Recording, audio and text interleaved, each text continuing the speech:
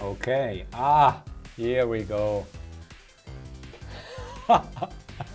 Okay, not enough time to prepare, but I also need to get the chat. Hello, peoples. Sorry, I did a mistake when setting up the stream, but it's live now. Okay. Oh, yeah, I managed to prepare live. Okay, microphone is set up, and I need to get you guys this URL. I need to add this to my stream settings here. Chat, edit.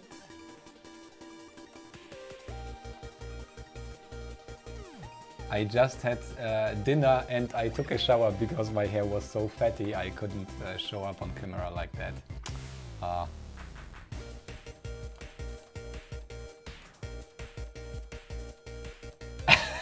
Yeah. Okay. Okay, I just need to calm down. Oh, I forgot my beer. I will grab it later.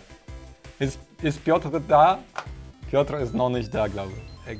I believe. Glaube ich. That's German. Okay.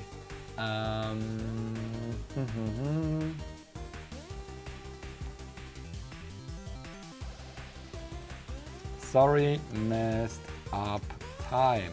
Okay. Oh, the music is still running. I'm sorry, guys. Oh, here you go.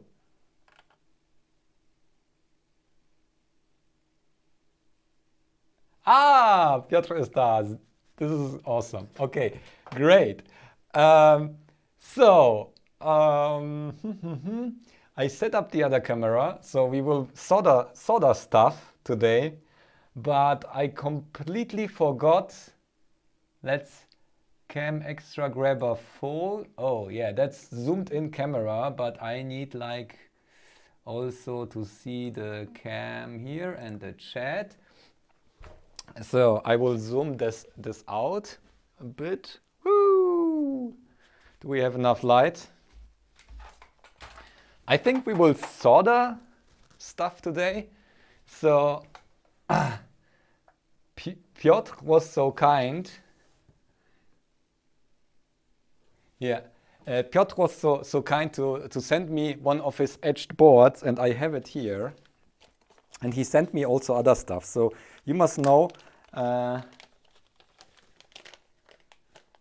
his chat name is PZ314, and he creates like filters for guitars, and so he's really fit in creating audio amplifier boards and filters and stuff like that. And he was really helpful or interested in this audio stuff that I tried to do, but I'm really not that great doing that, since I never made an audio amp. And he was also interested in this PAM amp that I have picked, and he made it finally working properly in his circuit diagrams and tested, and so he's already finished with his amplifier. And yeah, I was busy with other stuff, but we have here these boards here. These small ones are for this PAM IC.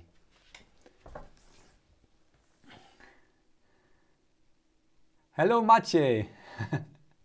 So we share the same name. Maciej is also my original Polish first name.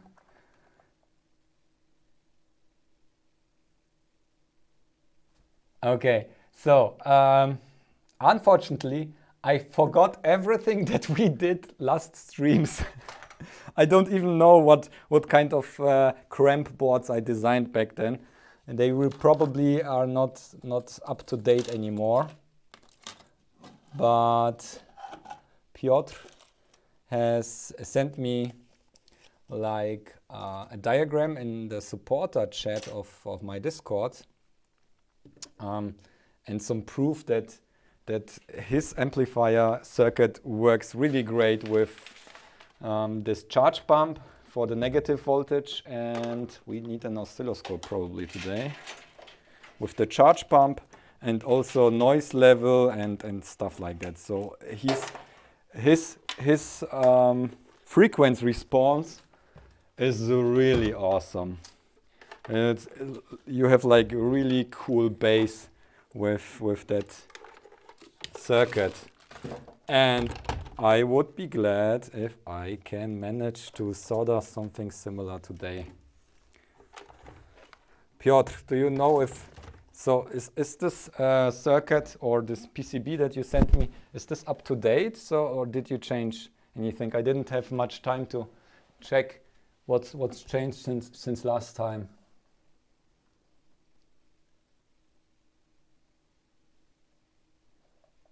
Camera shutter? What?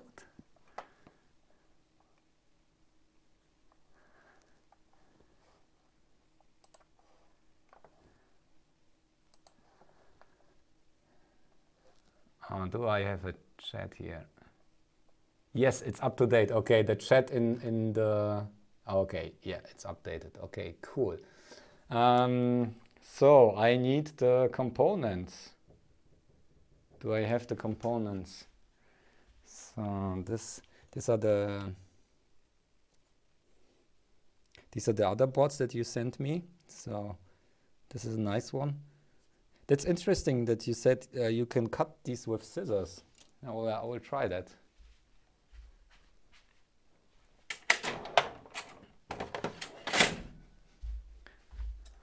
So I never tried cutting PCBs with scissors. Yeah, but it works. I hope I didn't destroy. No, still good. Cool. Didn't know that you can cut PCBs as easy as that. Maybe you can explain what these are for. So that's like a super cool design.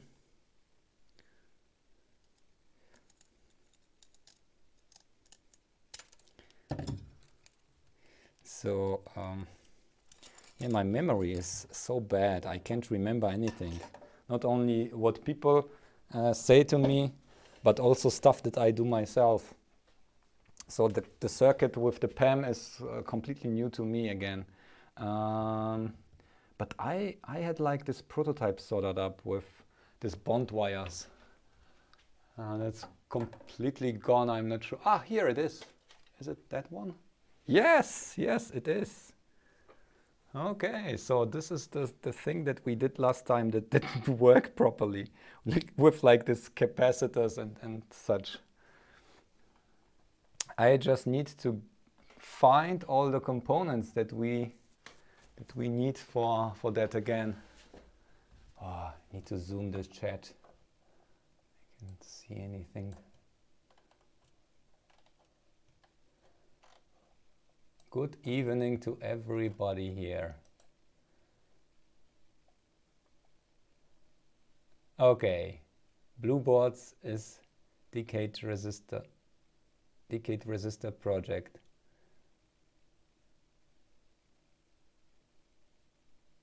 Thumb wheel switch. Okay, sorry. Can I zoom that? Okay, yeah, I'll zoom that. Okay, cool.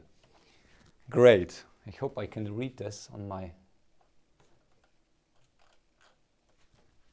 So I need to find the PAM somewhere here. I have so many components. Where did I put it? It's one of these huge bags here.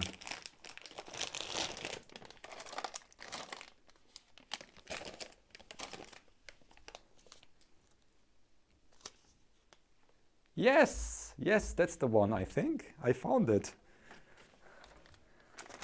Is it 8908? Or is it another one? Which one did we use? That's probably another one. I even have some electrolytic capacitors, and I even got some ferrites to filter the power if we need to. But that was for like a video chip that I got recently. And here are other values. I think I should have every component we need. Yes, PAM 89, then it's the right one here. So let's paste it, and I hope that works. We don't get like bridges or anything. Is this the right one?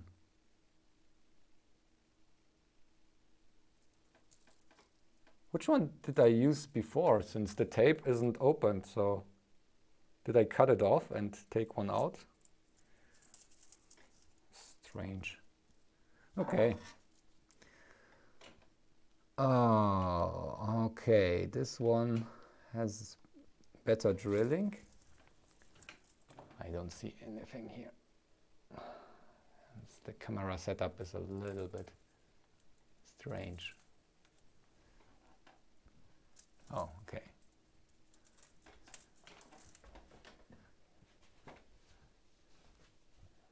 Oh, cool. Thanks.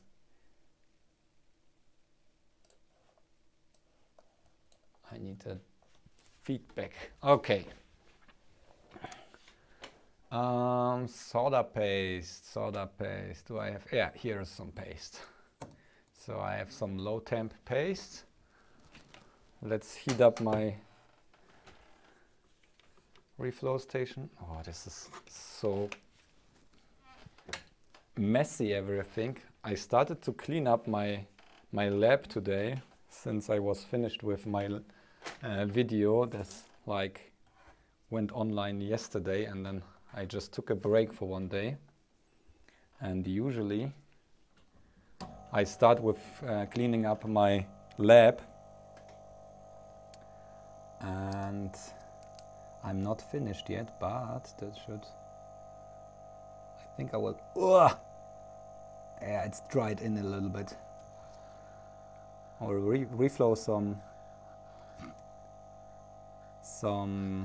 solder first.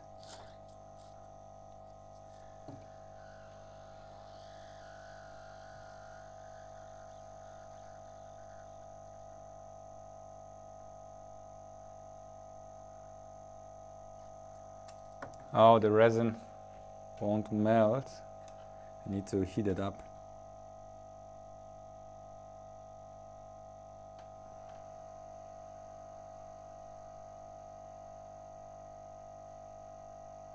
More flux? Okay, guys, look at my setup here. So I have this flux pen that I'm using to dispense that flux here.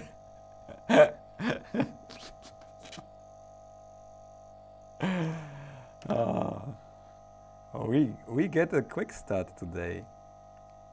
It's like only 10 minutes in or something, and we are already soldering here. And I need my soldering iron as well here. Oh, I think I got the wrong tip. Okay, let me change this before it heats up too fast.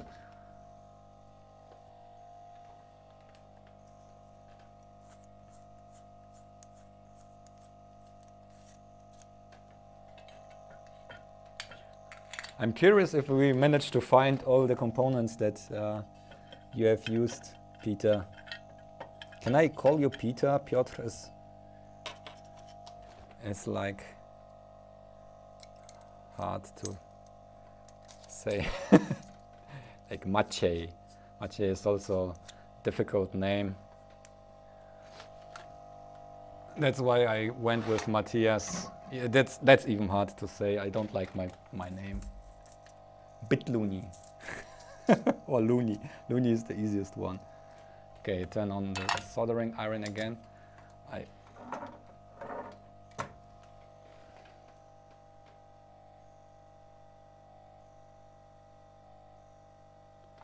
Common caps, okay. No special filtering needed, just super cheap ass capacitors. That's cool. Okay, let's use the soldering iron here. Yep. Wow. Wow, we have to solve some bridges afterwards probably. Or I will just cover it with. Oh no, there was a hole. Oops. Yeah, we will take care of that. I will just pre-solder the pads a bit with this low temp paste. Oh, yeah, the hole opened up. Okay, cool.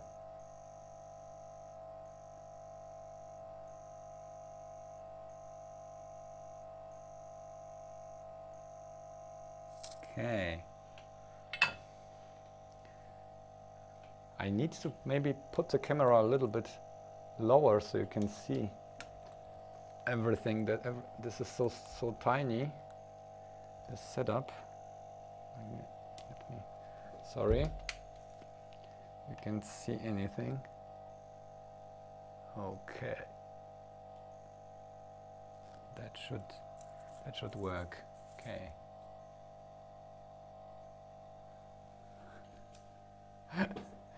Wait a second.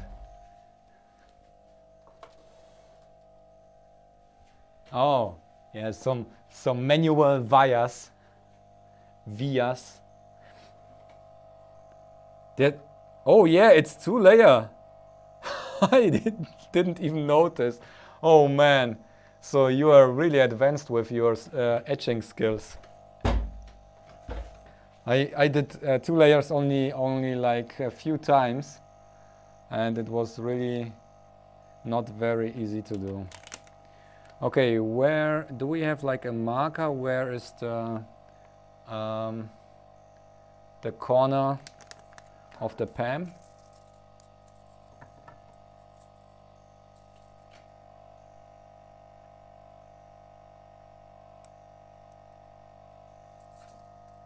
Okay, so you can see that probably. I will change the light so we'll see.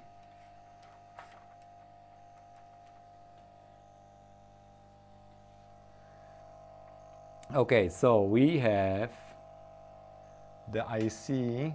No, that won't focus. So we have the dot on the upper left corner now. How do I need to orient this to put this on the board?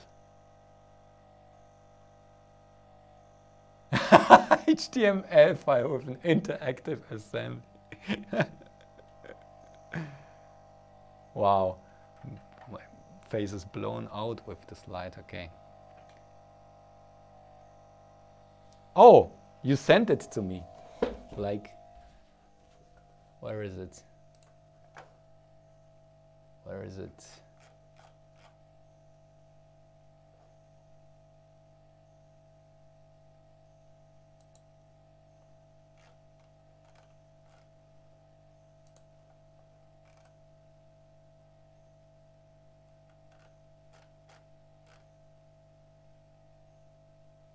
Oh, iBomb? No. Oh, what's that? No, that's wrong. I clicked something wrong. It's on the Discord. Kaike the bomb. I clicked something and it opened another my stream link. Discord is really annoying sometimes. iBomb HTML.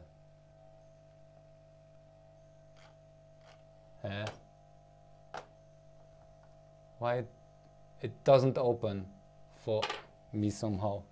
This. Wait a second.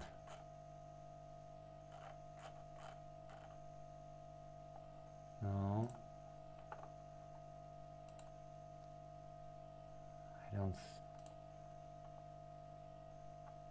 Download. Oh, yeah, now I can see it. Oh, okay, yeah. I got it. Sorry. Oh, yeah, that's an export. That's cool.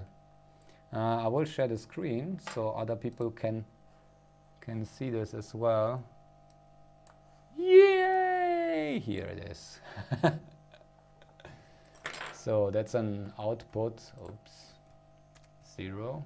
No. That's the output. It's somehow plug-in for, okay. Front only. Yeah. Components.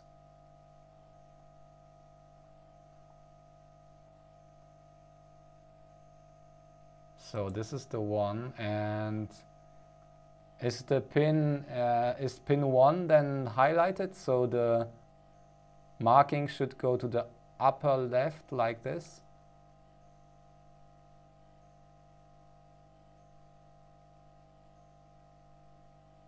I hope so. Oh, okay, yes, great. Okay, can I pull it somehow? That works. Cool. Oh yeah, and you can zoom it. That's cool. Oh, fancy. I should also try KiCad sometimes. I can even change the view here. Oh, like that. Nice. Can I? Okay, cool. How do I put this? Okay, let's just solder the pin and then the IC, and then continue with the other stuff. Okay, all right, I need.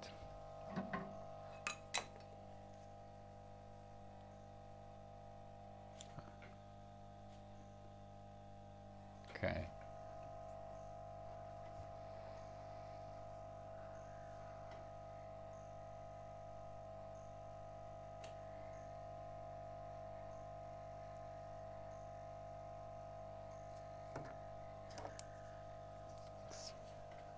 A little bit less air, more flux.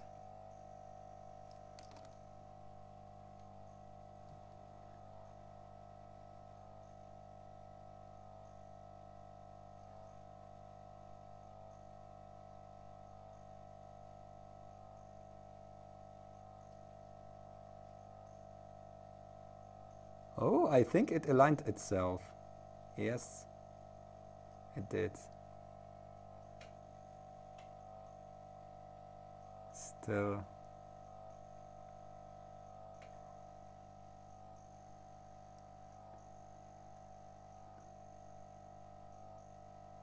I think that worked. Okay, cool.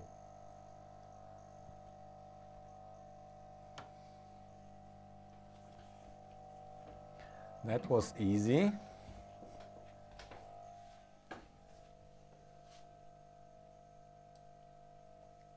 Blue smoke behind me? Where? What? Hello, Richard. You are trolling me. Richard is a really old friend of mine. Like we know each other for 20 years now. Yeah. So Dimmel is Richard. Cool. Okay, I think that worked. Now let's try some caps. What do we have here? 1 microfarad caps. Okay, let's, oh, that's cool. Okay, we can sourced, placed. It's placed. Okay, so that is placed. Next is this. This is the highlight. 1 microfarad. I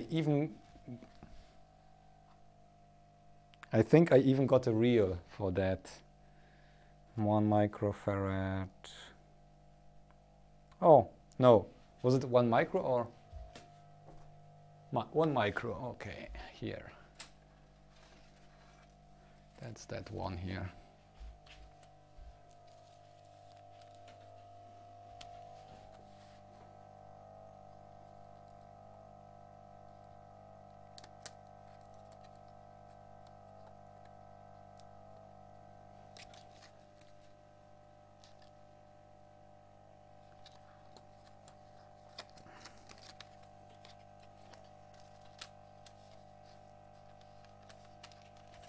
Probably not need a complete reel here, but still got one.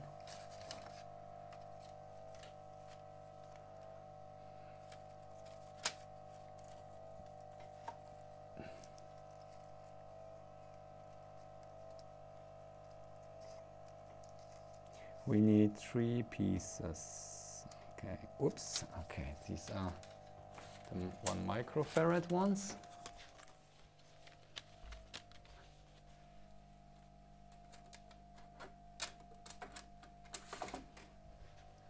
I maybe somehow share the main screen with you. I think this is the one. I need simply to somehow scale it.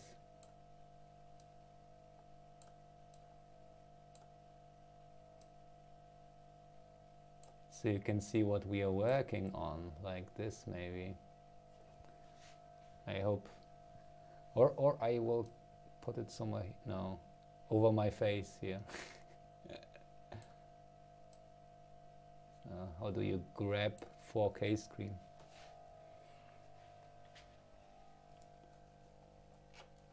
Nothing happening in the live chat. It's probably died.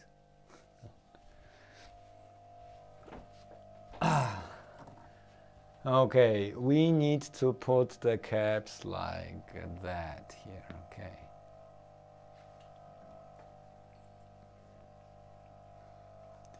I didn't announce the stream anywhere except for Discord.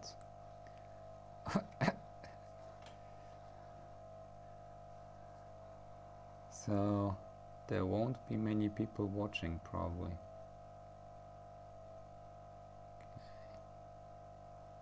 That one.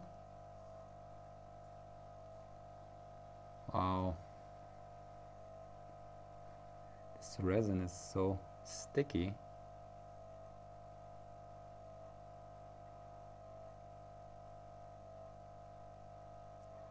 Okay, second cap is on. And the third one goes here. It's like this footprint for is this some kind of special footprint that you are using for the caps, or is it KiCad standard?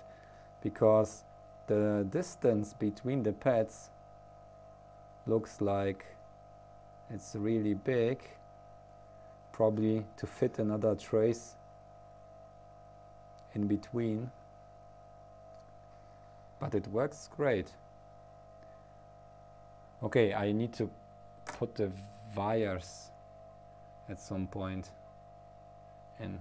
Okay, but let's do the caps first. So we did the 3 1 microfarad caps. Standard, okay. Yeah. I'm using easy EDA, so it's really not like. Okay, so this is another one. This is 0805, no, 2012. So you took a big one because they're more precise, aren't they? Okay, we got that one placed here. That one is next. I might even have one in that size somewhere. I have to check this.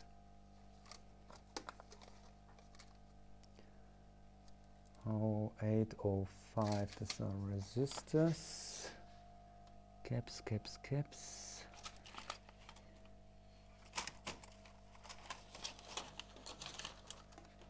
Whoops.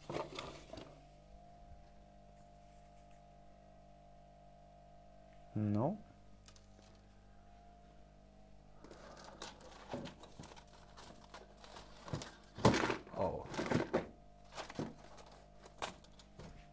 No, that's also not that one.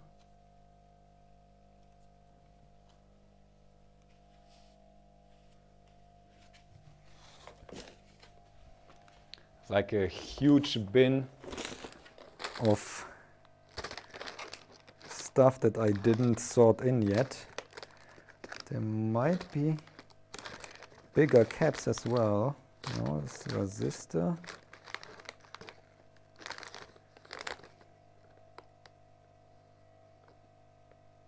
That's an inductor.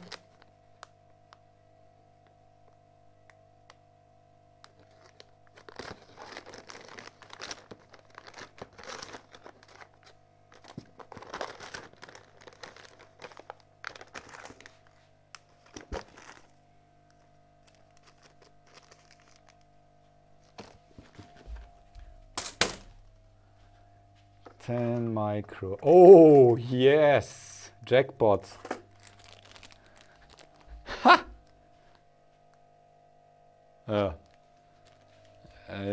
It's still 20%. So it's 10 microfarads. Huge ones. Hello, Alex. But that's even bigger than... That's not 12. That's like a super huge one. No. I think that's the wrong one. I recently got a new shipment from LCSC where I might have even big capacitors. Precise ones. I ordered several reels. What's that? No.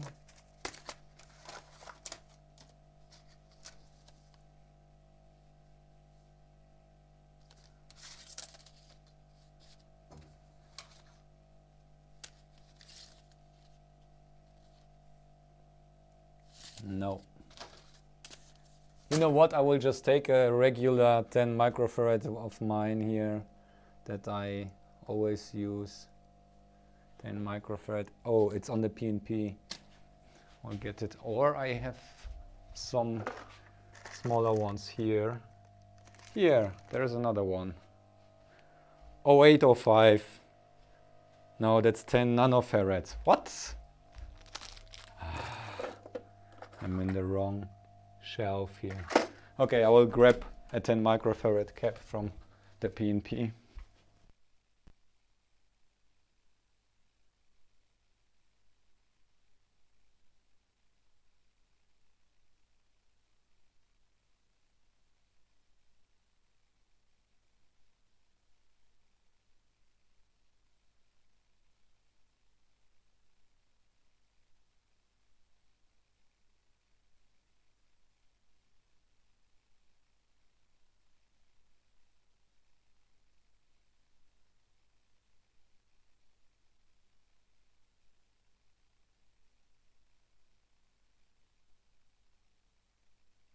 Five. I will just use 0603. That will fit as well. It might not be as precise as yours, but I couldn't find now. Maybe there is a box with 10 microfarad caps. I will check for that one. Oh yes, I have an extra box for that. But it's also 0603. Unfortunately. No. No big ones, sorry.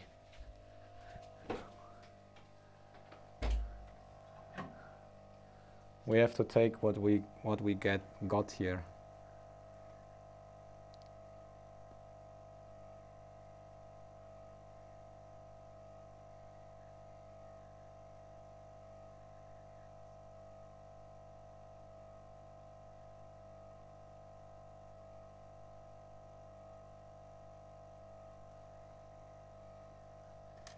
Okay. Can you even see anything? It's probably like super tiny on your screen. But the camera is at full zoom. And maybe try get it even closer, but I don't want to expose it to any fumes or something. Or okay, that should much better, isn't it? Okay. So we got the 10 microfarad plus me minus 20%. Then we have 100 nanofarads. 100 nanofarads, these are also on the PNP, but I have some over here. Yeah.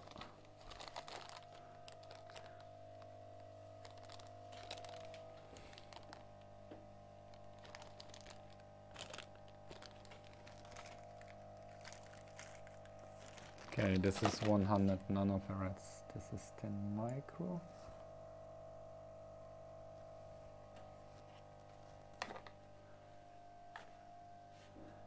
Yeah, it fits without even more solder. It fits even better than on the other pads, I must admit. It would probably, if I would reflow it, it wouldn't work that well, because then it wouldn't center itself most of the times and will be dragged like to one of the pads only.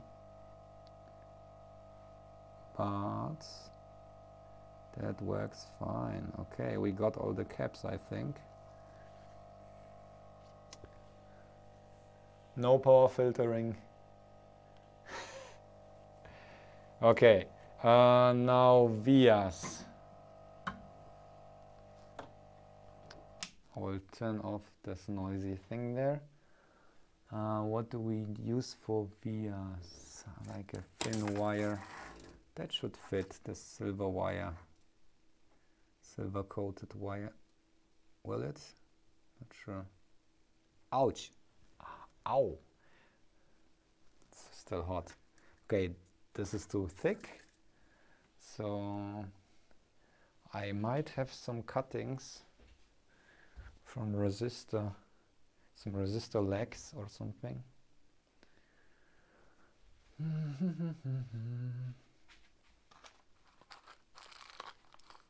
Yeah, plenty of stuff like that over here. I will simply take a resistor and do it on the fly. Like this one is super thin legs here. Oh, you can see anything. So you have like resistor, and I'll turn the desktop off again.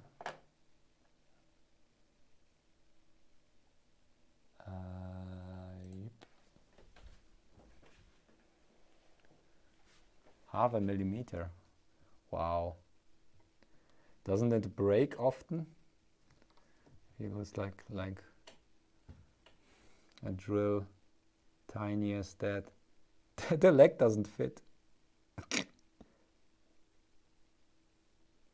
Oh, it did. It's just full with resin. Okay. Where's my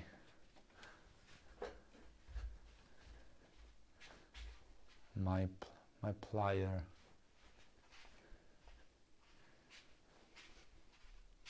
It's a huge mess. It always takes like ages to clean up after I did something here. Oh, they're here. Everything in place. Okay, let's get some solder on. We will continue with some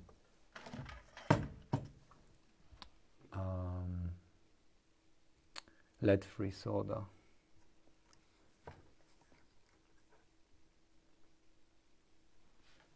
Still heating up.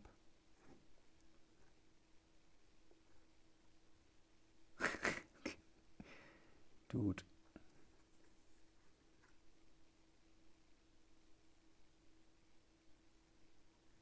Okay, this side.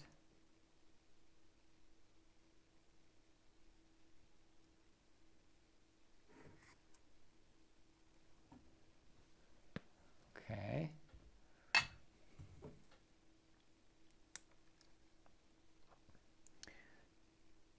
So, Peter, will you list a project or a product using that PAM, or have you already listed somewhere on Tindy or anywhere, or on your website? I think I made you moderator. What am I doing? Okay, here's a short update. Piotr, aka PZ314, made this circuit with the audio amplifier PAM 8908 or 9.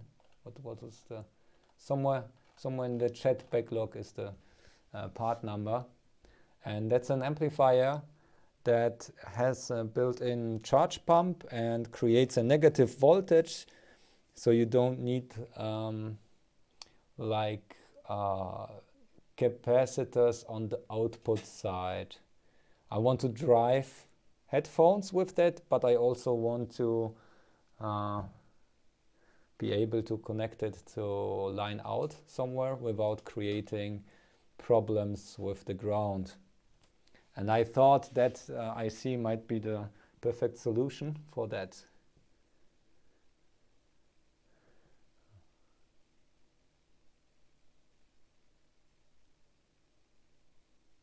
Oh, okay. Two footprints on the bottom. Okay, great. Do we leave them open, the two jumpers on the bottom for now, or do I have to like preset something there?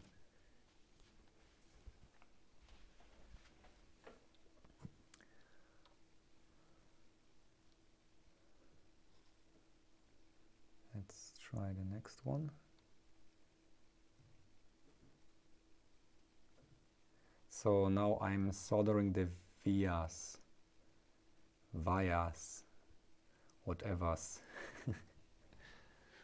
This is an Peter etched this board himself and sent me one piece.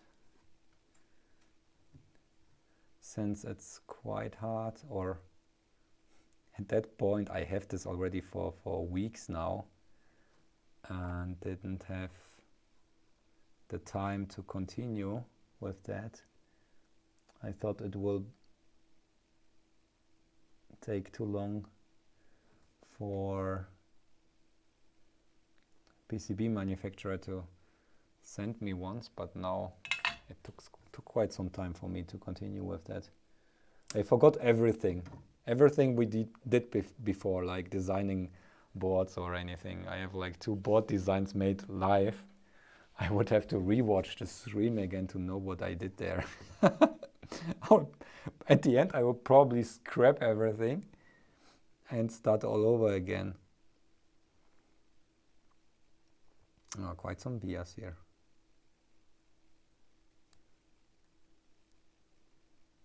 Okay, let's do it here.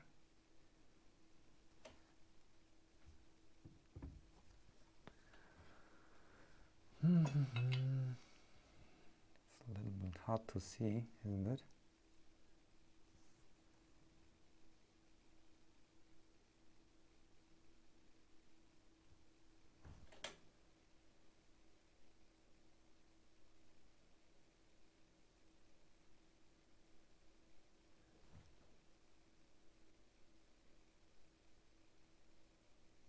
Oh, Game Boy console PAM will use the. Okay, cool. Raspberry. Is this the Raspberry Pi Zero that you will use?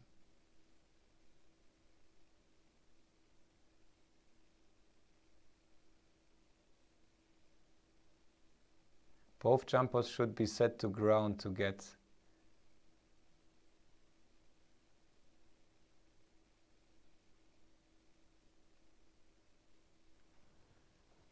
Oh, I missed some chat.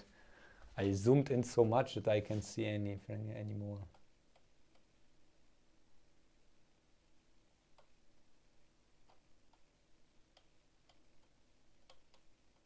Oh, yeah.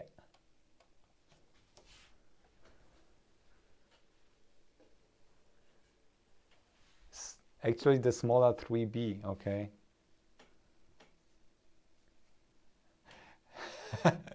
Where I can get the Gerber files. For that one? Or for which one? For the Raspberry Pi? You have to ask Peter for that. There's like this recommended circuit in the documentation, how to use that.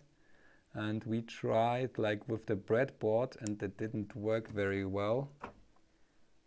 So Peter simply made this board and sent me a piece. I think it's the reference design, isn't it?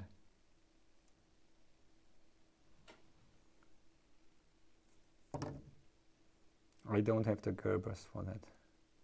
Okay, everything except that one here is ground. Okay.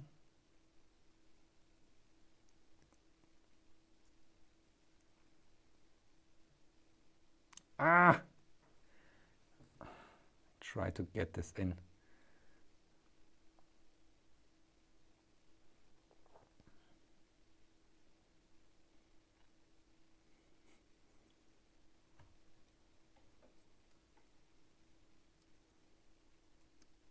It's full of colophonium, the hole.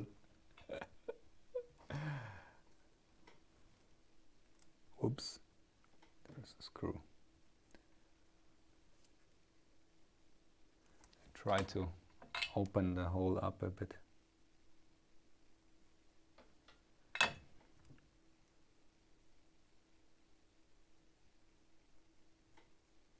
Ah! I don't get the leg through. Oh, now it's gone. Okay, great, that works.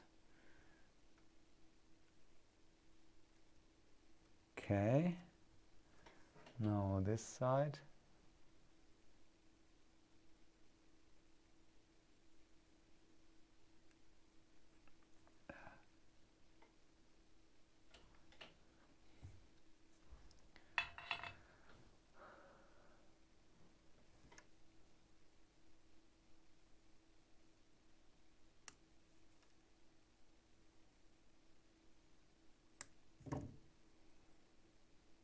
Okay, now we need to connect the ground plane.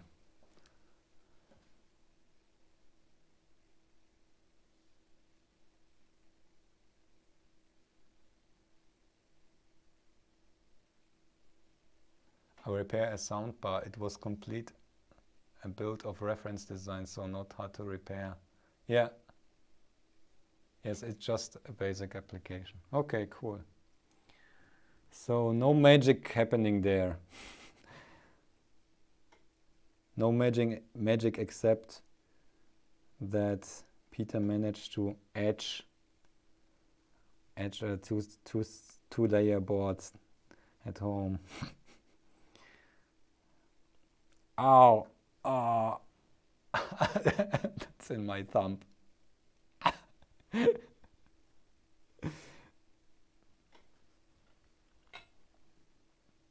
How do I get this through? Take the resistor. Ah! Need to push that. Doesn't work.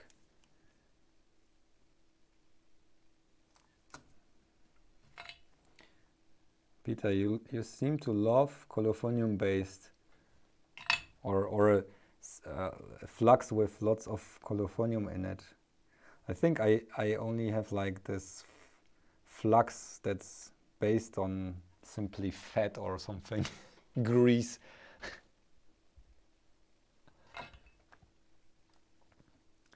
I'm not sure what's the benefit of having colophonium in the flux. It's so sticky.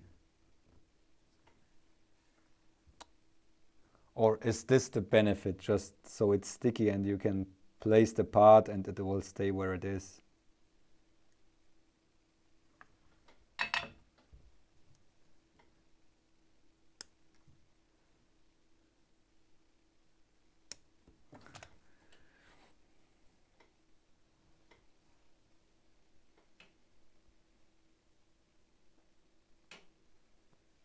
Brian, it's really not that hard.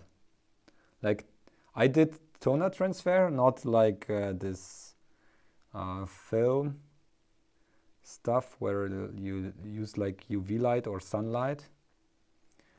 And toner transfer was actually quite easy. I was able to do it with like advertisement magazines or anything. So the paper, that glossy paper from advertisement magazines, are perfectly fine for that. You only need like a super cheap ass printer, laser printer for that. And some etching solution. That was the hardest to get. You have like in Germany, you can't get easily, like you have to stay, the seller is obligated to ask for the application you want that sodium persulfate. That's what I'm using for etching, or I have used. I still have plenty of this, but they won't sell you until you you have to state what you are using it for, because it's like an how is it called? Burning agent or Brandbeschleuniger in German. So it's quite hazardous if you have this in your lab and your lab is burning. Get the hell out of there. It will like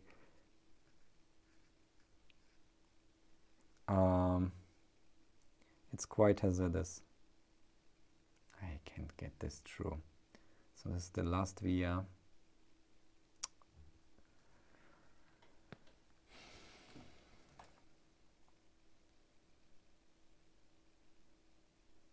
Oh, yeah, chloride.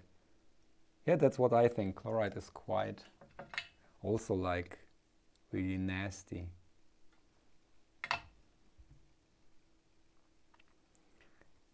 But I kept all the solution that I used.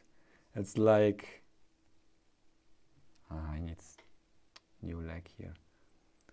The solution that I've used, the sodium persulfate solution, that's like saturated. I kept that one in jars because you have to somehow, it's like you can't simply just put it in the toilet or anything. And I never took the time to bring it somewhere, and I probably have to pay for it as well, for the disposal of that chemicals. So I have several jars with old sodium persulfate solution or saturated crystals. It looks like the crystals are blue, and that looks like everything is sticky now. It looks like the crystal meth from Breaking Bad. Okay, I will put this and ultrasonic cleaner. Oh, the jumpers. Okay, let's take a look. So the jumpers are not floating. We have to connect this to the ground plane. Now I understand.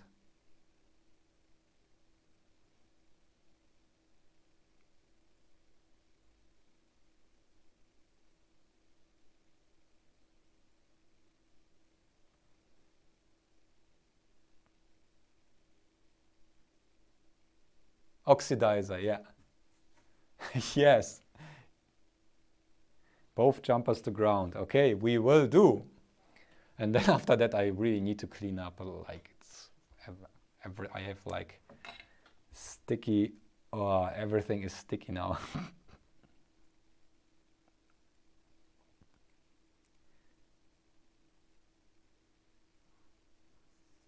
Where's my heat? Where's my heat gone?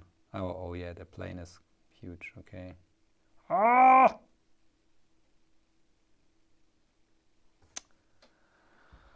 Ah, give me a wire. So this is the trick that Great Scott uses. Just put a wire in between to bridge the gap. Didn't work. I'm burning my fingers. Crap. Okay, I will just... Sorry guys, it's not elegant what I'm doing here. Oh, that worked, that worked, no. Come on. How do I bridge that? Except using a wire. Yeah, I will use the piece of wire. You can remove it any times. I hope I only don't break the pad now.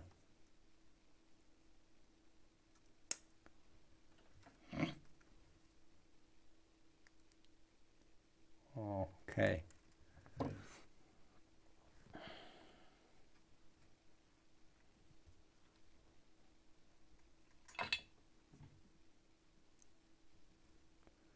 So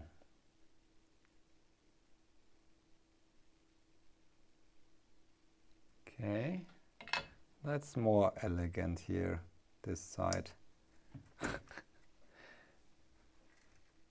Yeah. Okay, I will clean up now.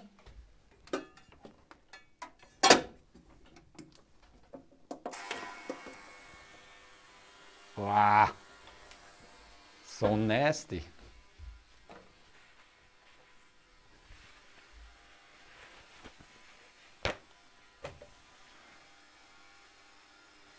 I didn't etch this PCB. Peter etched it and sent me the... It's quite old. I have the router only for a week now. So and the PCBs are already like 2 weeks old. And Peter simply sent me this one here.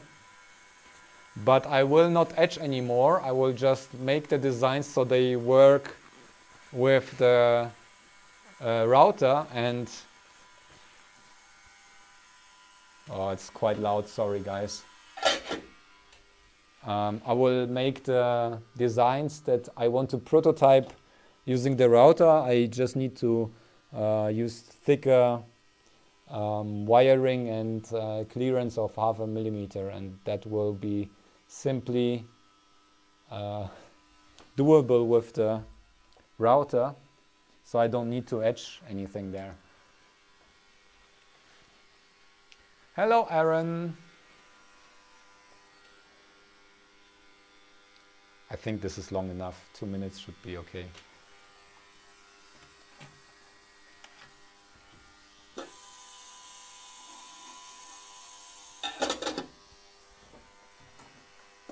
Oh.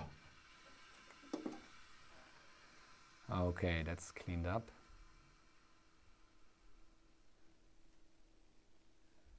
I need to check if there... Oops. Focus. Here we go. Okay, need to check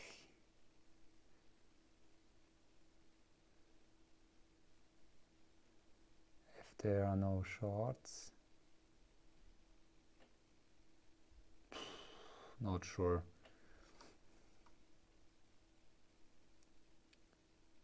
That side looks okay.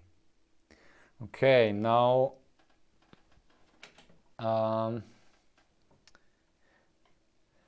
these aren't connected through. Which sides should I solder to?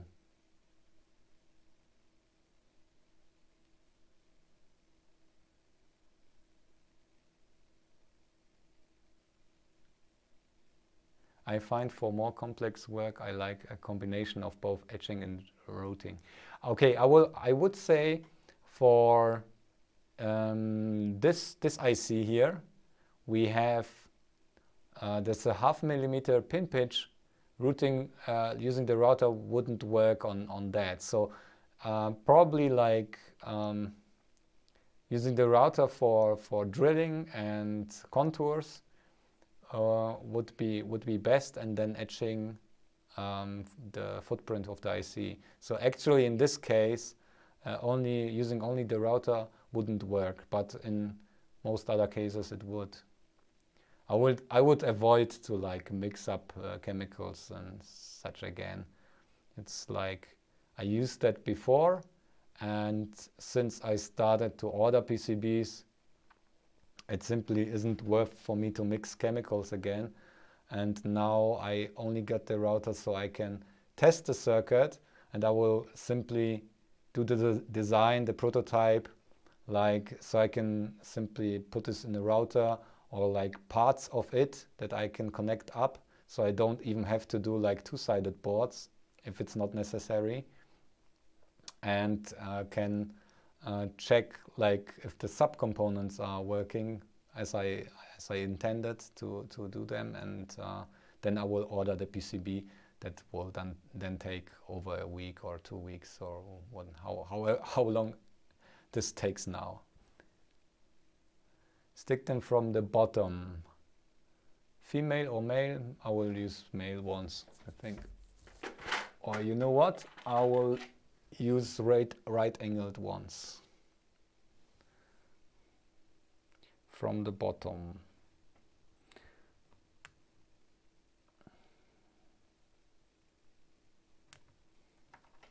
So we can have a look on this. Okay. Oops, that's 5. I have really difficulties to articulate today.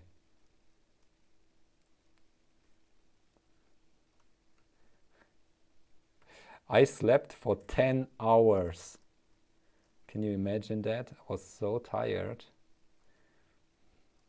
Yesterday, I was watching a movie until 1 o'clock in the morning, and then went to bed, and I think at 2 o'clock I was asleep and woke up at 12 noon today. To my surprise, the router video worked really well. It has like a lot more views than, it's the most viewed video this year so far for me. So that's a cool success.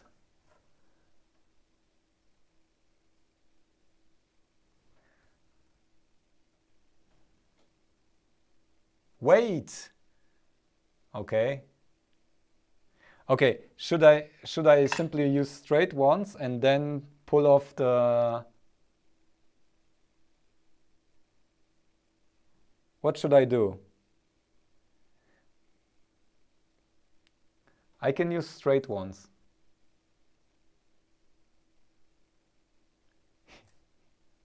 Yeah, but I love so much flux. It's simply easier to work with.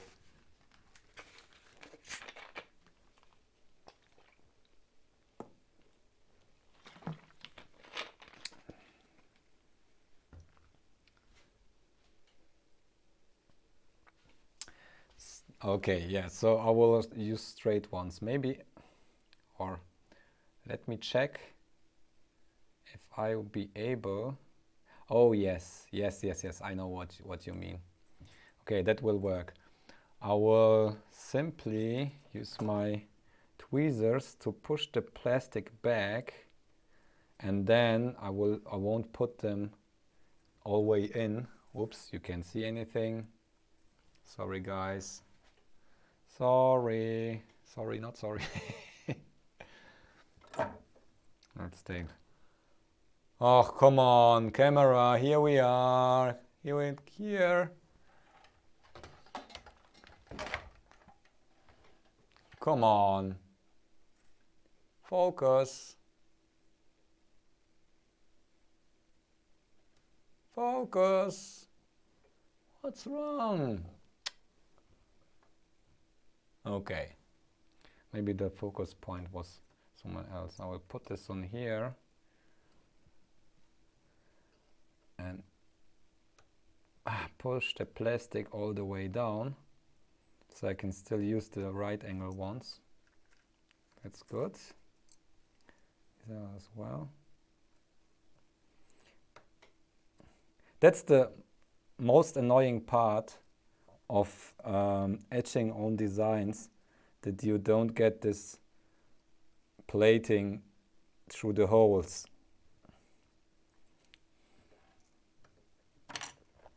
And you have to think about that while doing your designs. Otherwise it will be like super cumbersome to solder everything. Okay.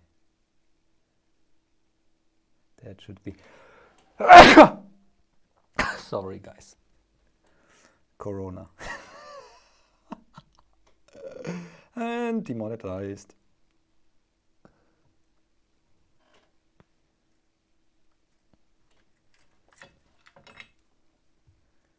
I think that's the first stream since this trash channel got monetized. It took them like a month to approve my channel. But I still don't know how to monetize streams. There's like this stupid live streaming studio that they made. Oops, sorry. I try somehow to align this. I'll probably just... Oh man.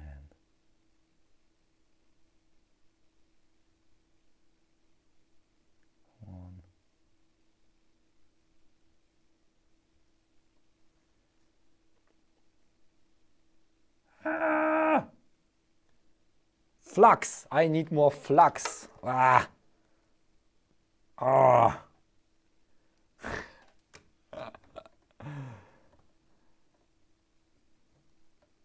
This is lead-free solder. That's terrible to use. I need tons of flux. Wait, is this even connected? Or did I bridge something right now? Oops, I don't know. Can't see it anymore. I will check the circuit. Let's see the bottom layer.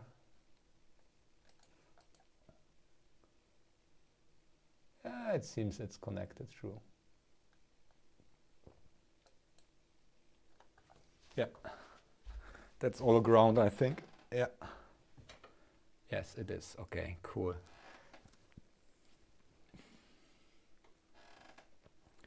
So now I will solder from the top, since everything is in place here, and then we can continue with the bottom again.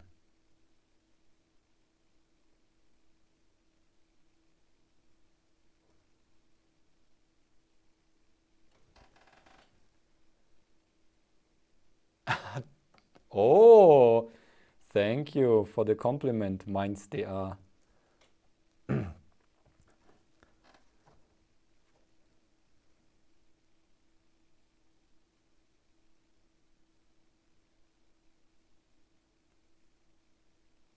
Ah.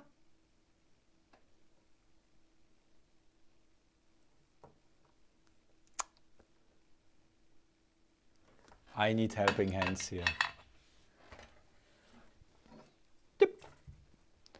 So we maybe even get closer to the camera so you guys can see anything at all. Or it will be out of focus all the time. No one knows. Something like that.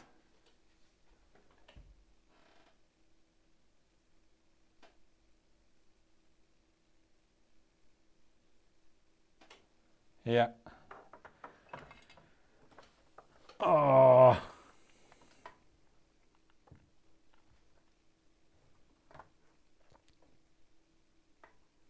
Everything's so cramped here. Oh. Oh. Oh.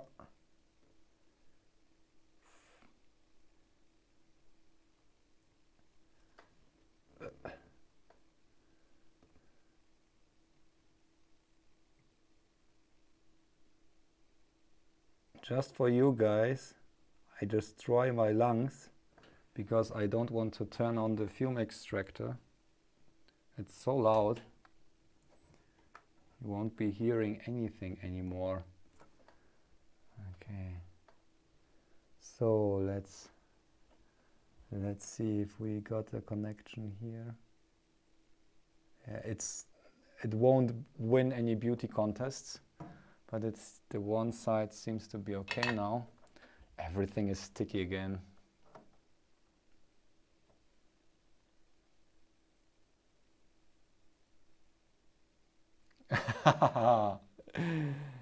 Hello, Ulo Molo. Okay.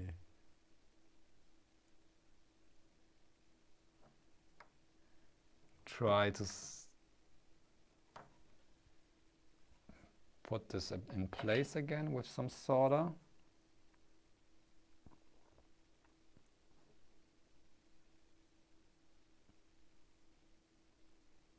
I hope it's making contact.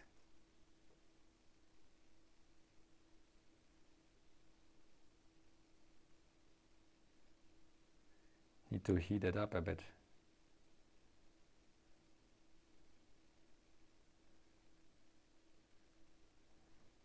You know what? Now that we have like this quarantine, everyone is streaming all the time. So I don't feel like streaming anymore because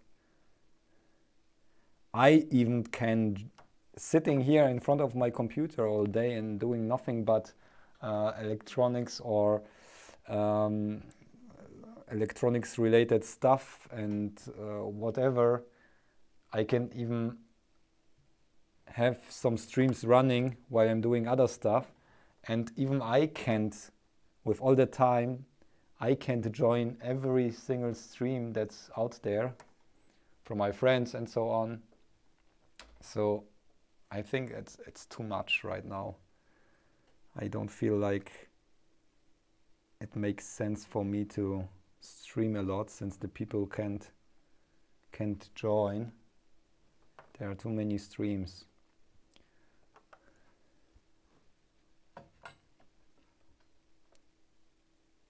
No, I need more flux. Why?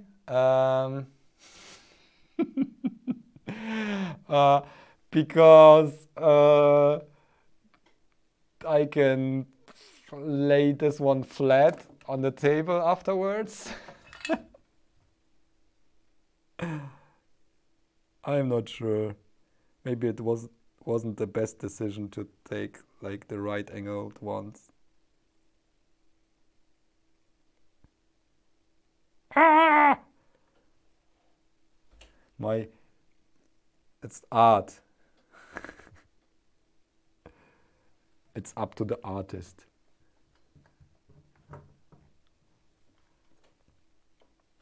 So Peter is the composer of the circuit board and I'm the performer. And I do this for the first time, so most probably there will be some mistakes. Oh, come on. Make contact. Okay, we got this.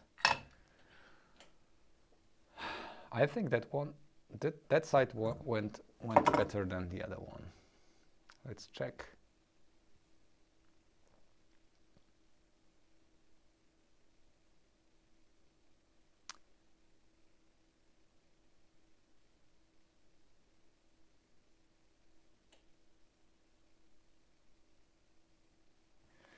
Okay, I will put it in the ultrasonic cleaner again and go washing my hands, I think, or no, I will use isopropanol again and dry out my hands.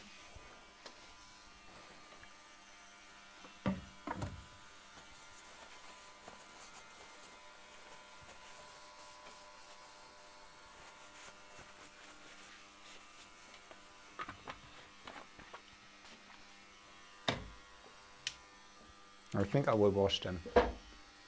Be right back. You are learning like actual soldering. Where is it, in school or what?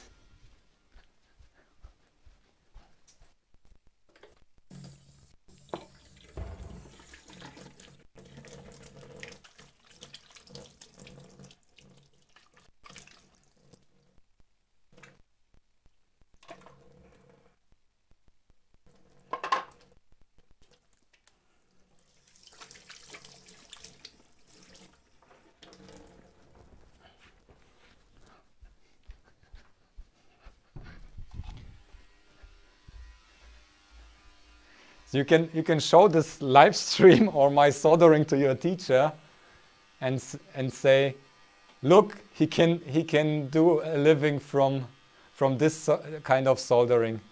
The only other skill that you need is some clown skills. Technical school, HTL in Austria. Okay, cool.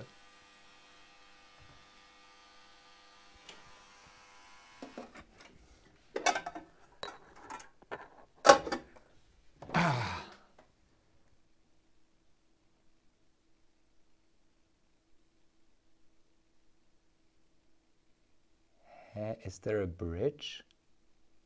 Should be there a bridge? No. Oh yeah, that's the bridge. Oh, that's our jumper. I almost forgot about the jumpers. So I will check again if everything is all right. So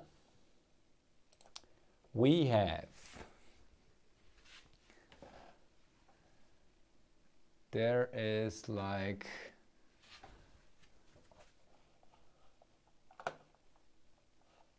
there are no markings here. You can turn off the markings.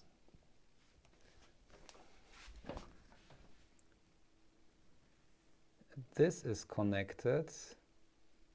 This isn't, is it?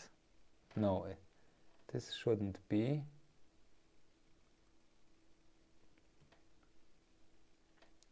Hope it isn't.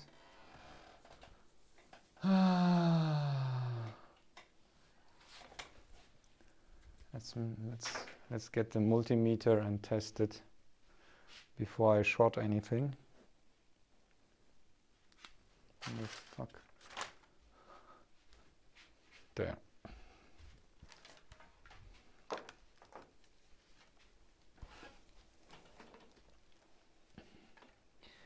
Okay.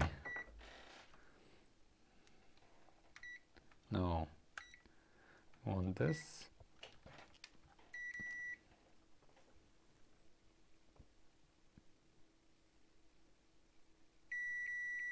Okay, this is okay.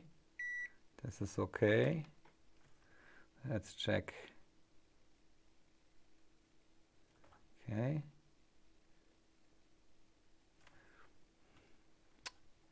Come on. Okay, let's check ground plane.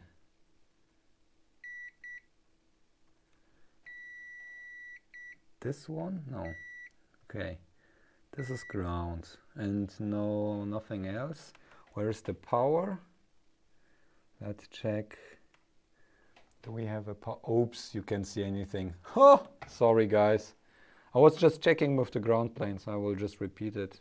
We have like here, this is ground. And then we have the other pins are not connected to ground. So at least we don't have a short to power, which pin wherever goes to power here. I think this one, this is ground. So, and we got like this one is, this should be power. That looks like it's power because we have now here the filter caps. This is like the 10 microfarads, I think. So we only check if there is, no. I think we can wire it to something and see what it's doing.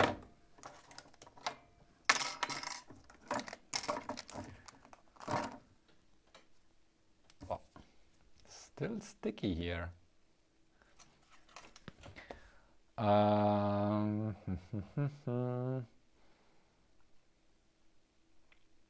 wanted to use a resistor ladder, didn't I?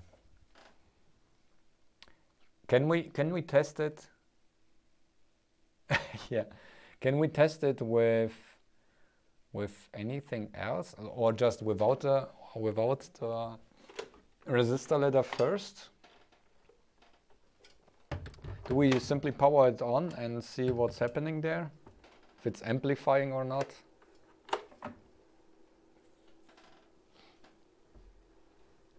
I maybe change the camera setup again, so be able to see anything here.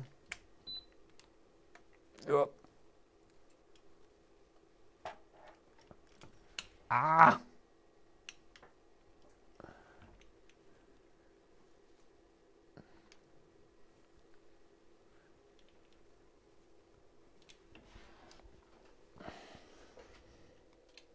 Come on.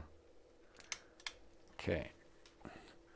First I will try to set up the camera properly so you can see anything.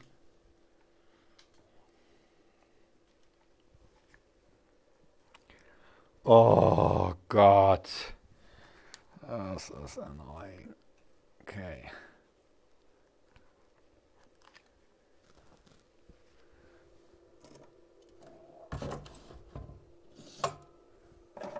Okay, I have to use my Siglent today because I don't have a keysight over here.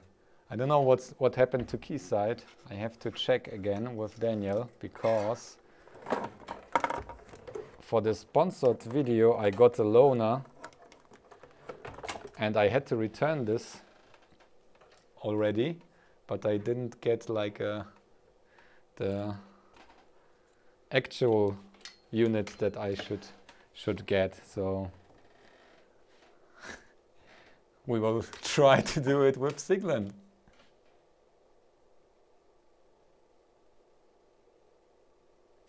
Yeah. Okay, connect power. Oh, I need my power supply.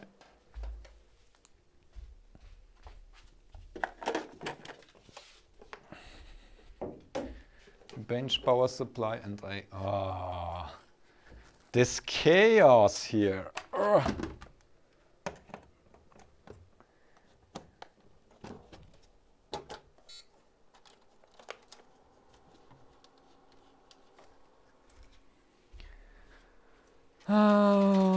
So wires.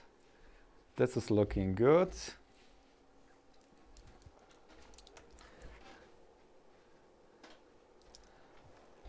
You have to, even though you can see it, or maybe I can show it. I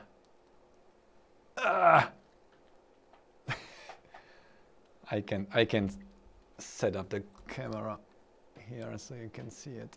Like, okay. So, in mid of this chaos here, we have my power supply, my trusty one.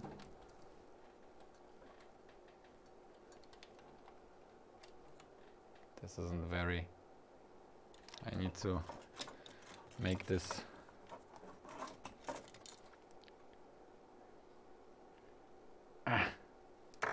Okay.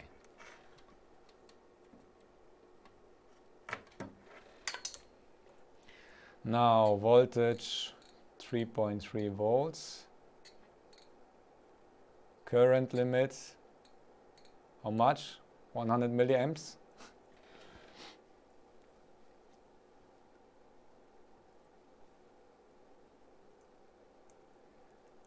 Okay, so we have, let's take a look at the top layer.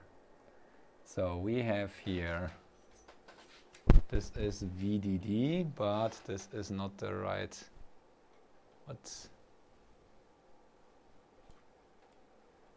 this is the, no, top layer, sorry guys. Front, okay. Oh, There are no markings, so we will take. Oh, okay. This will work. Can we change the view so you be able to see more? Oh, okay, that's better. Like that.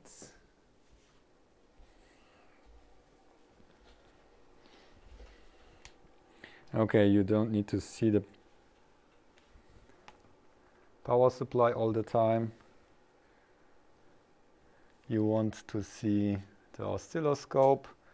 This is too high, isn't it? I will move it down here.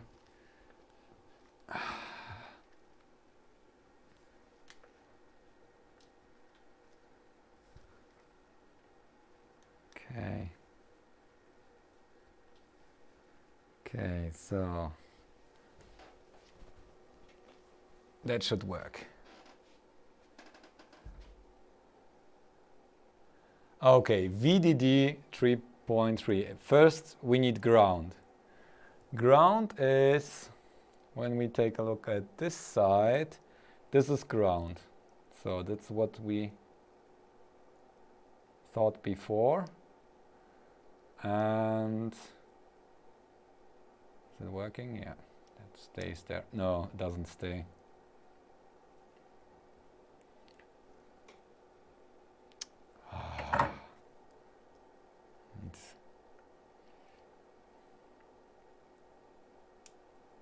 Yeah, people cringe at me. Need to bend it a little bit so it stays where it is. So this is ground. And then we have VDD. That's simply on the other side. Here, this one. Like that. Then we have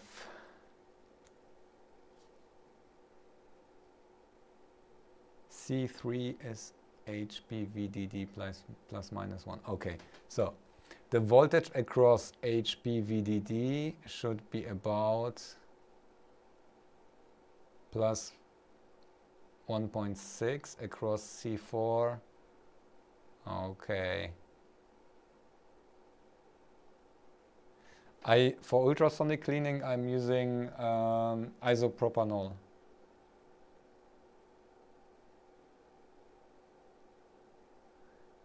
These connectors, I don't know. I actually don't know. I got them from Ali at some point.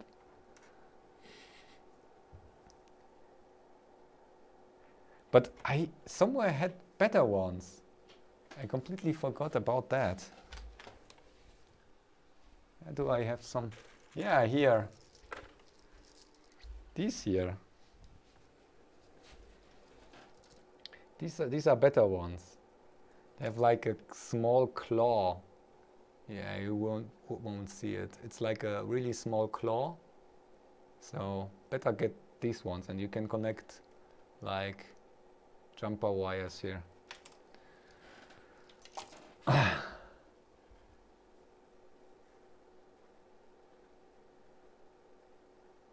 Yeah, I'm not I'm not sure what the right term is.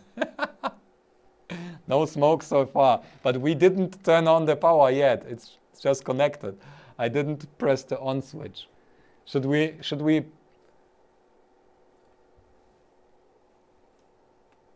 Okay. I turn it on. In 3, 2, 1.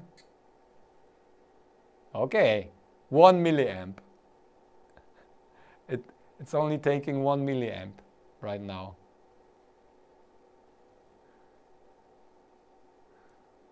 Okay, now I have to test the voltages. How do I do it without shorting anything? This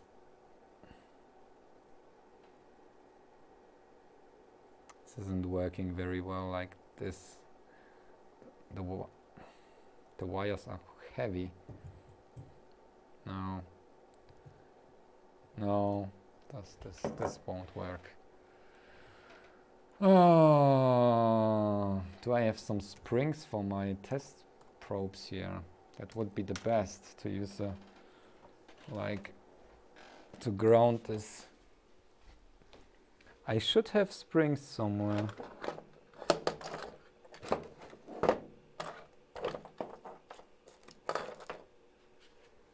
No. Okay, I will use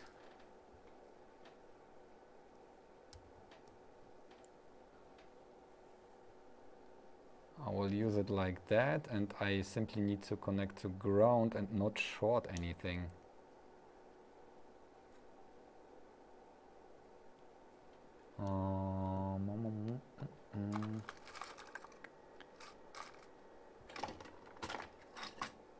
Yeah, I take this one here.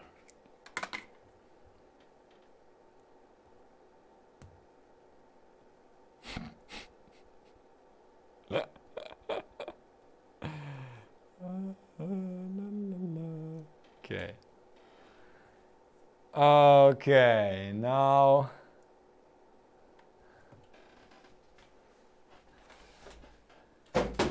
oh shit.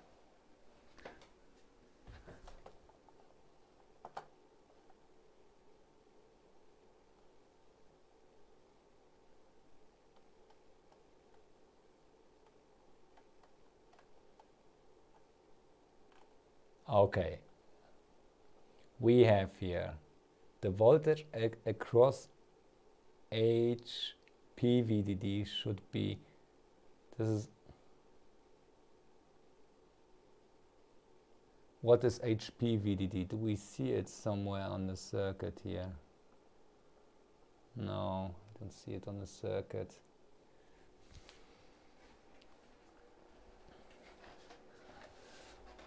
Let's see what we get. I will simply probe around, and then at some point we should see. Ooh, that's a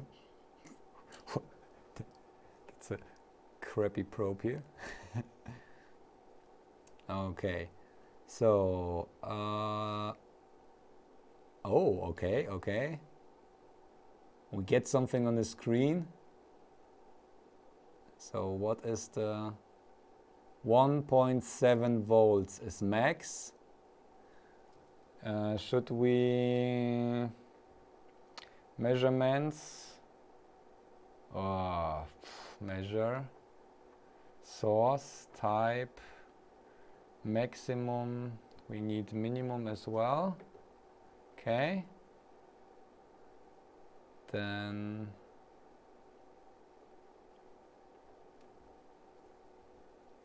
max min, okay.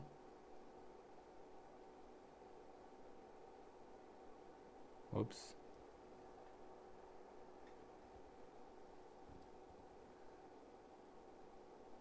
Okay, this is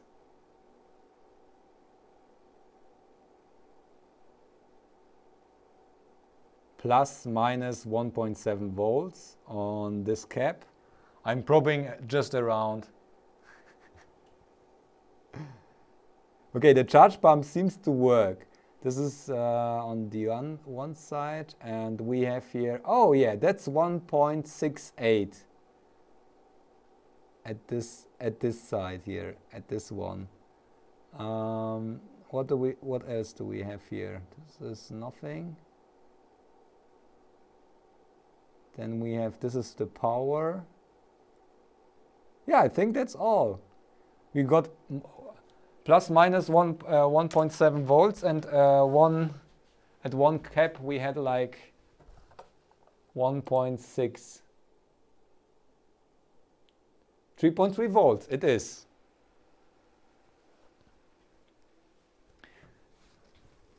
Okay, now we need to connect audio and then our headphones, or what?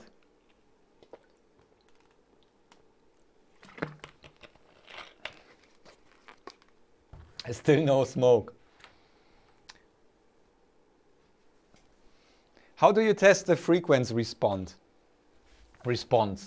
Do you have like a white noise, or are you using a sweep from 0 to 220 kilohertz?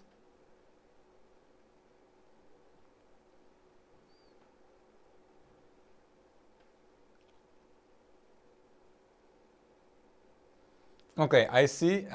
At the schematic I see in left plus minus, in right plus minus, and we have out left, out right. Okay, great. We will connect this headphone jack here.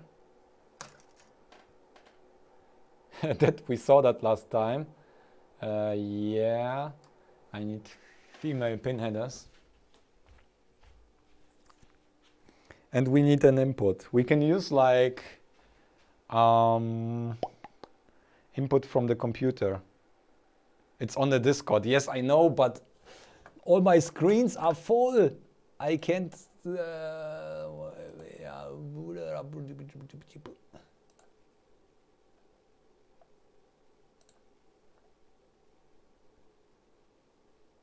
Oh, I'm sharing too much probably right now. Okay, this is your. These are your images. We can see. Okay, sorry guys. Let me just share my Pornhub account with you. No.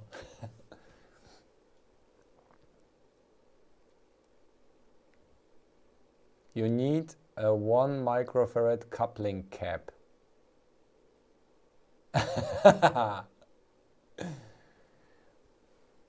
Now take a look at the schematic. Not the PCB board, the schematic. Okay. I will turn off here before I share too much.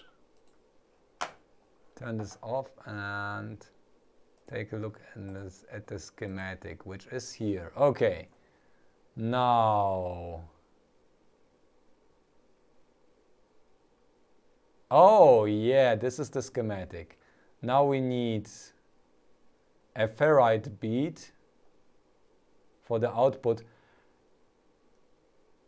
And there are 220 picofarads noise filtering probably at the output. Isn't that right? Okay, I will. Can I share the schematic? Because it's yours. There are no. Like, show it. Can I show it on the screen?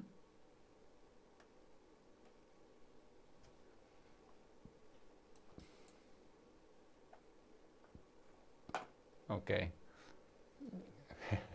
You never you never said if it's open source or not, or if you like me to share it. I really like to respect your work, since you also maybe at some point want to release a board or something. There is copyright PZ 2020.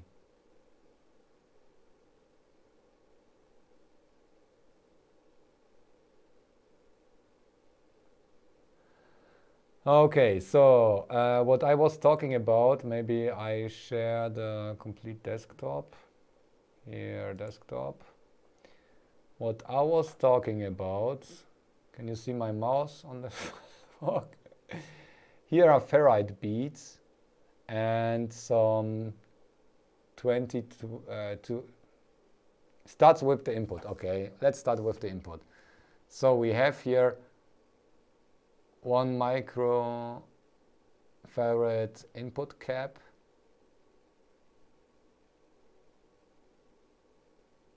C5 and C6. Okay, the C5 and C6 are only, let me show the chat here. C5 and C6 are the filter caps for the resistor ladder. We don't need that, since we simply take a random output, maybe from the mobile phone or something. 1 microfarad, okay. And okay, is this like impedance matched or anything for output from the microcontroller or for the resistor ladder? Do we have to use like can I use the 1 microfarad cap also for like the output from the phone if I would test it like that? Yeah, I would use mono as well right now.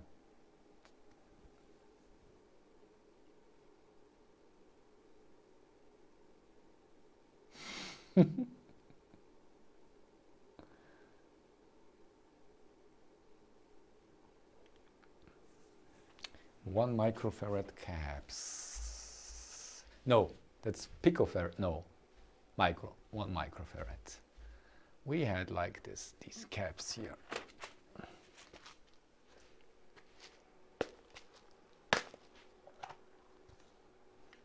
We need an input circuit.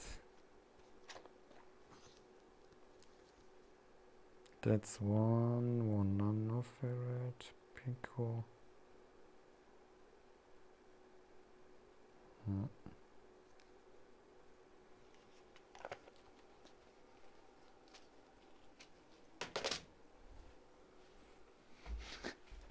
Didn't we have the problem last time where I was searching for a microfarad?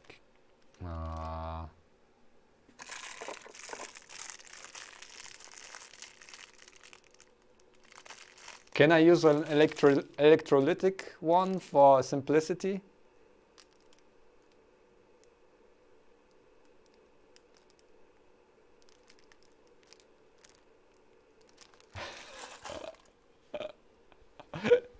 Or we take the ones that we have here. We have like this circuit here. Maybe I solder another headphone jack.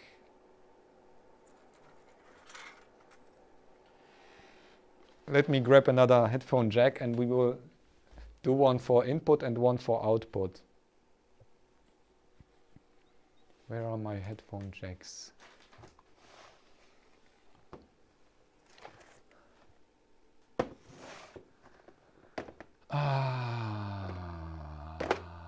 Here probably. Yes.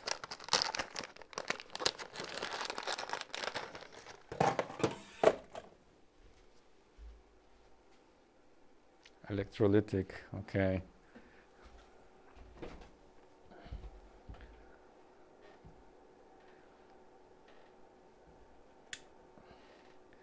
I will solder and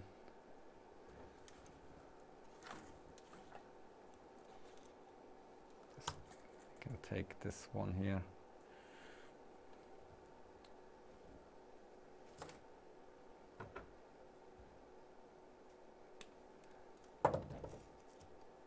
Let me grab crappy one here. That's okay.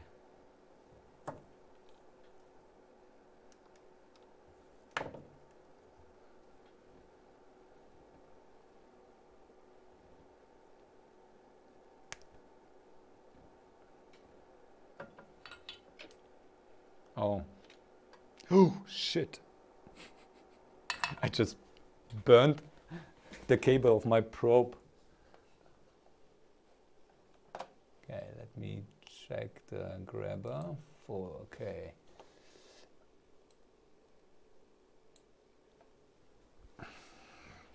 So you can see what I'm doing right now.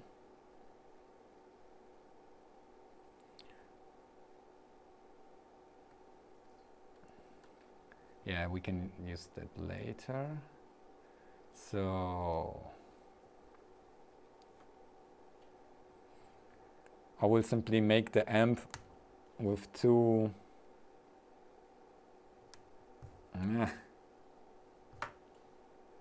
come on.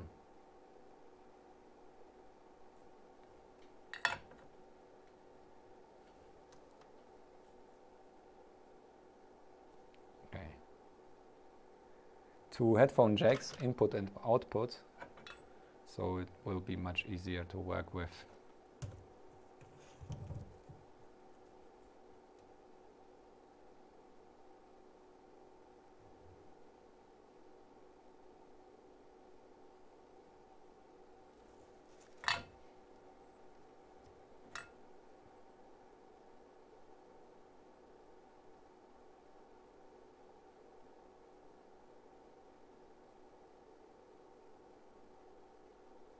No.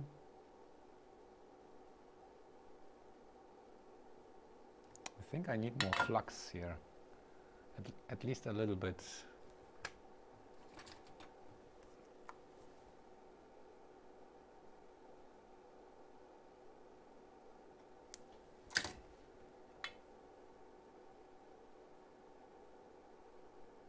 Okay, much better.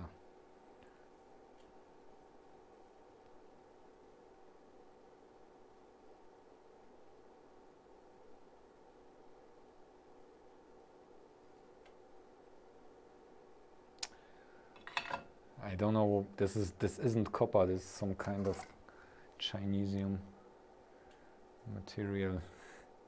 These wires, so hard to solder.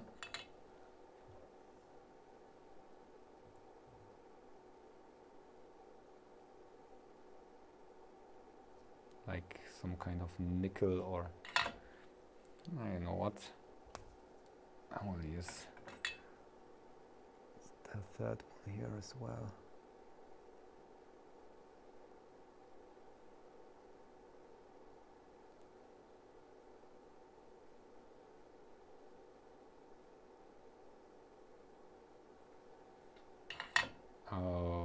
Okay, cool.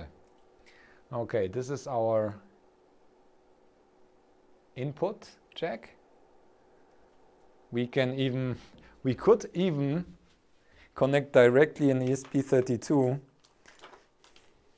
that I got with an output jack that doesn't have any amplification, but there are, oh, that would be easy. I could swap, I have like here two caps, that's 10 microfarad caps. I could simply replace them by 1 microfarad caps and we could use this board. Oh, but do I have any code? Yes, I have even some example code that uses the internal DACs, but they're not using like resistor ladders or anything, so. But we could try and do it with like the ESP32, but we will test it without the ESP first. So this is the output, this is the input. Now our beautiful creation here that didn't work. But we have some custom microfarad caps somewhere here, so we will take these. And this one here, this will go to the bitluni museum collection.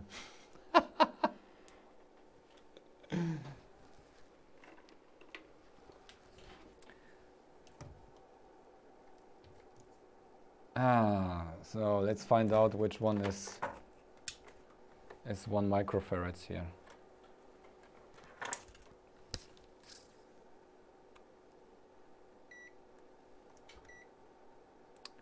Where is here? Okay, this is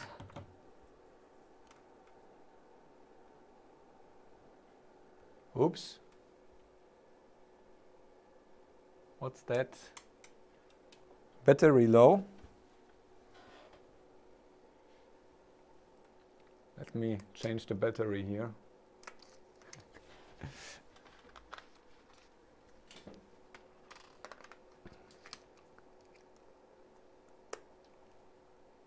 Okay, sorry.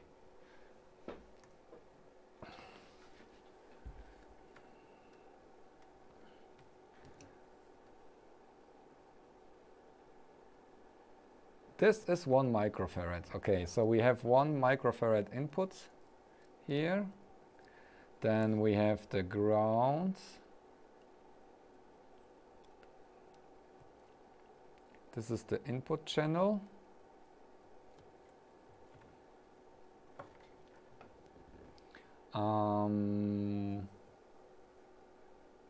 Then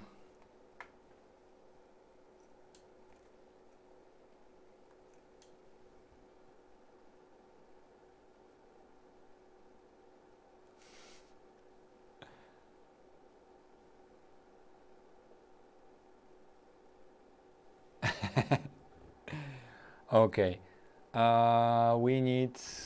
I need some jumper wires with female ends. I have some, where's my box with jumper wires?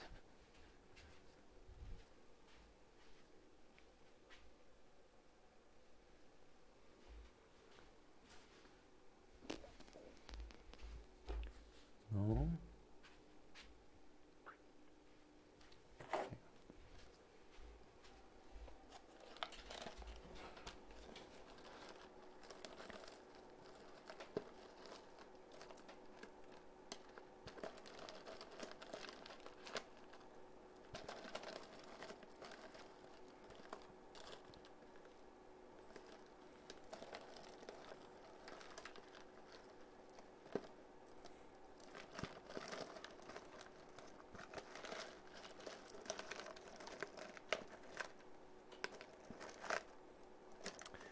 Oh, I need a hybrid, female, male. I only can find male or female, but not. Okay, so I might need to combine.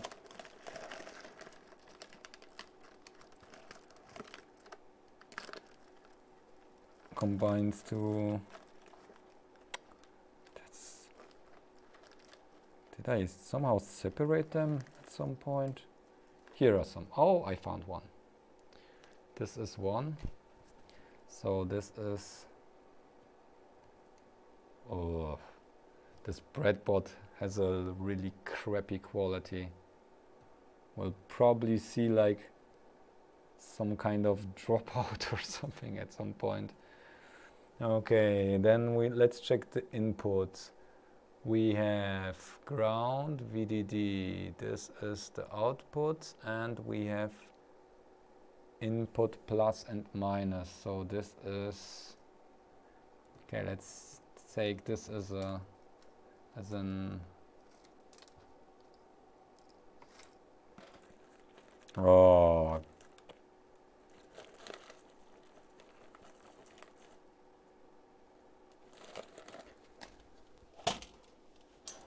oh, that one.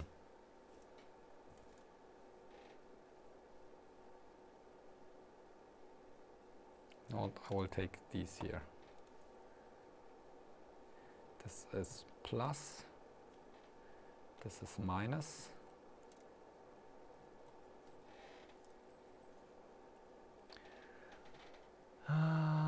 Then we have on the circuit, it's in minus, in plus, VDD. I can see where's the in plus and where's the in. Well, it doesn't matter. It's filtered anyways. Which way around it is. Okay. This is the input. Now the output.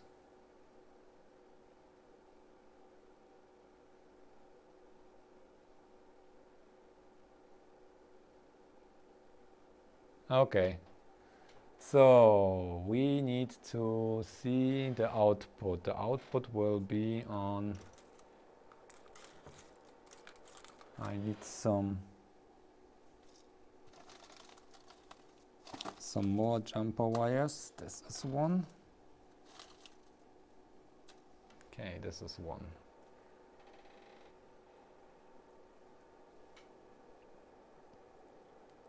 No output filter, but this is the output ferrite.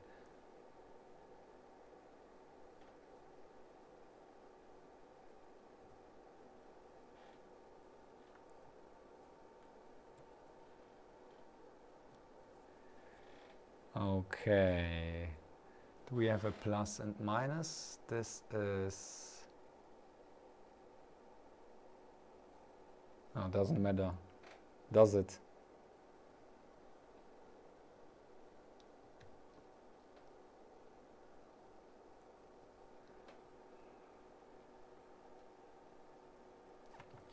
Okay, we can check the oscilloscope here. We'll check the output on the oscilloscope like that. Where's my cap? Here.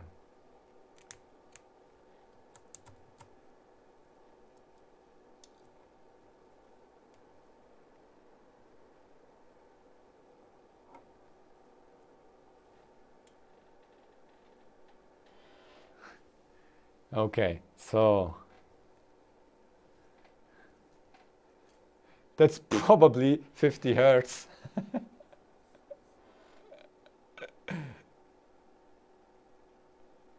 What? Plus minus 5 volts? Interesting.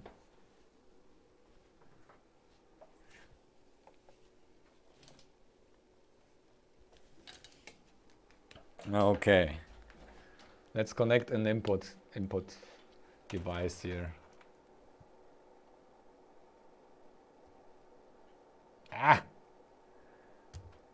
Okay.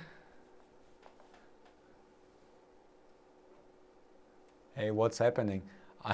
We are about to test the amplifier that we saw that. Okay. I will simply turn off my last video so we don't have a copyright claim or anything. Yeah, but we don't hear it anyways.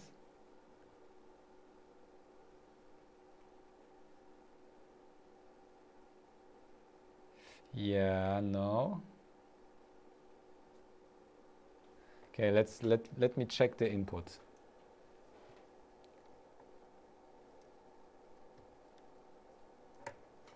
Maybe there is like a loose wire or something. Yes, there was probably. Okay, let's check the input first. So this is, where's the input minus? This is input minus. And this is, oh, it's very, very.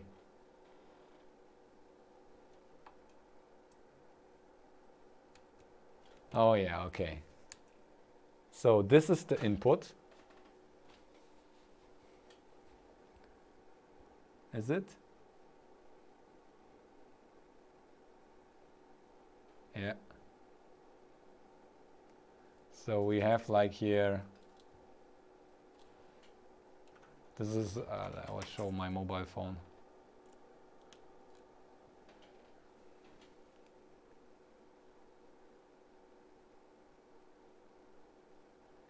Hey Julian, yeah, maybe I didn't see it, it was you. Okay, oh, what's happening here? Okay, so we are about to test like an audio amp. Let's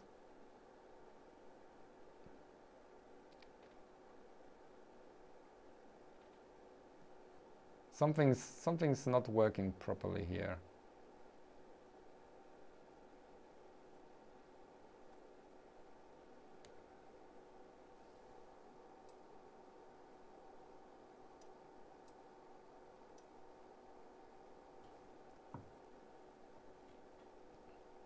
Okay, let me test it. Let's test directly at the headphone jack. And this is somehow, what am I probing? You peoples are probably annoyed right now, since I I don't have a clue what I'm doing here.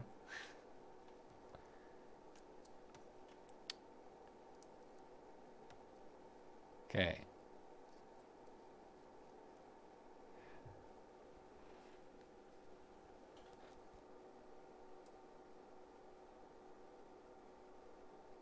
This is the audio input.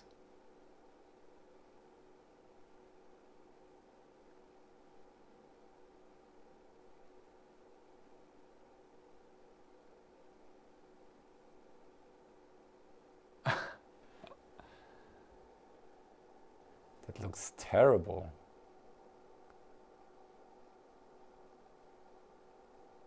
This is my mobile phone, by the way. I turned the volume all the way up.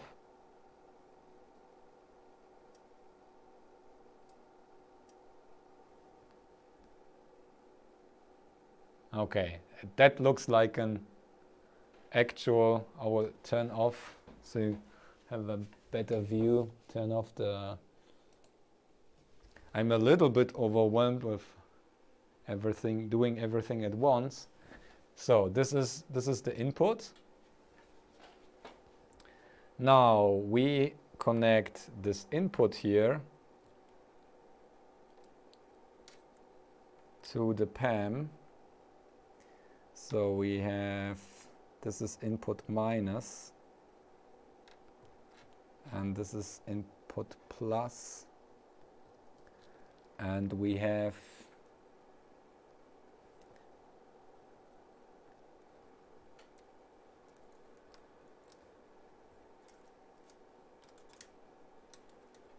let's test.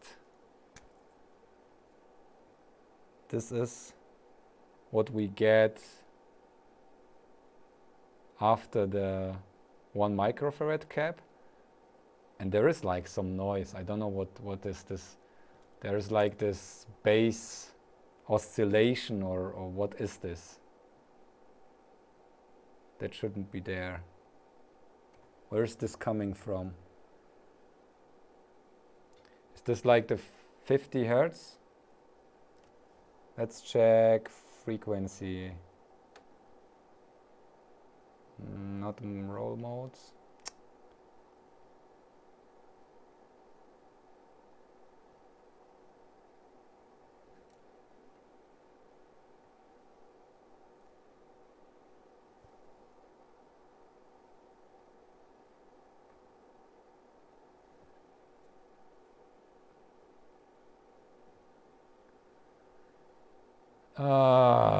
So center.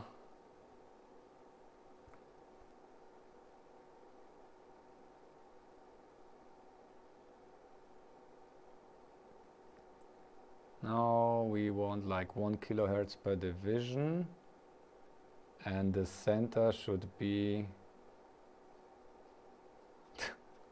what?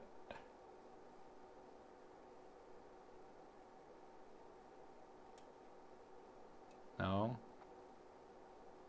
How do I zoom this? Oh yeah.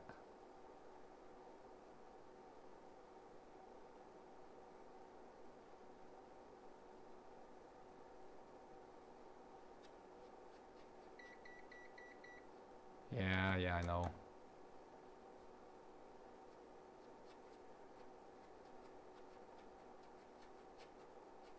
Not 10 hertz. What is this? Hertz per, no.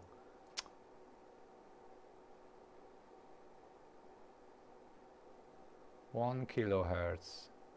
And the center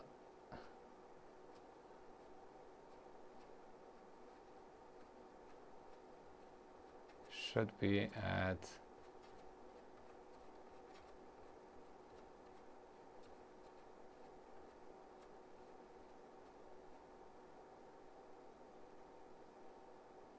this is looking shitty.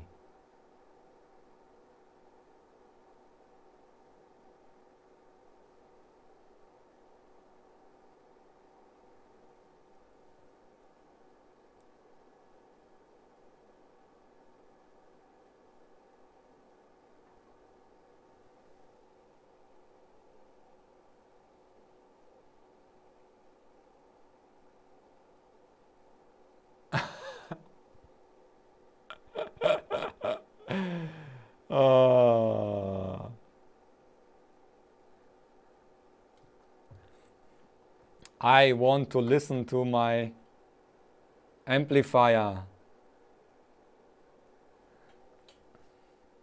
Where are my headphones? Do I have headphones? I'm really prepared here.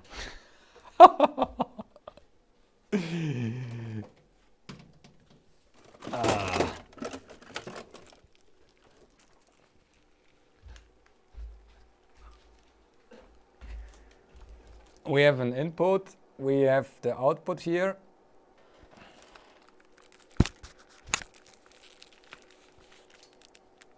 Is everything connected?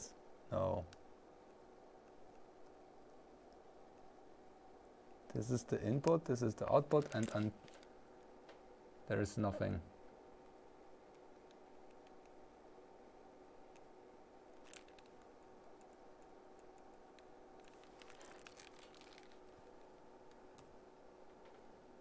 Huh?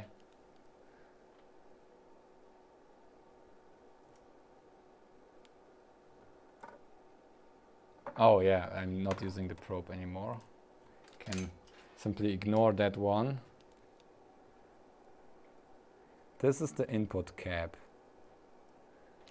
I need... There should be audio.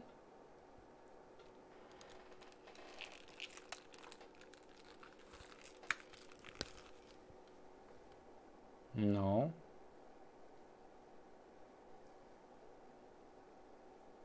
Oh.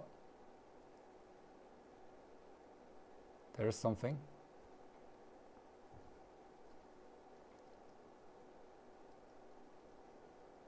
Maybe there's somewhere a shitty connection here. I was hearing something.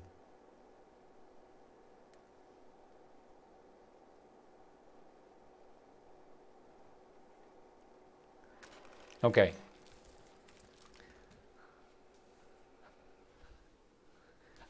Ah, let me read the chat. Can zoom out a bit. Okay.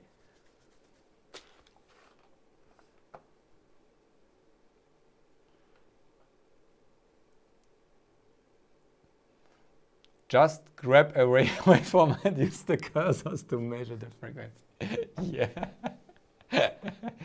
Yeah. yeah.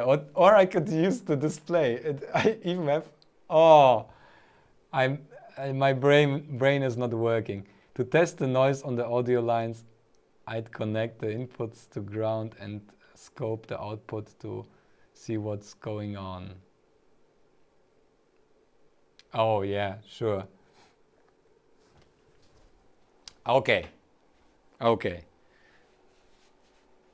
Proper testing.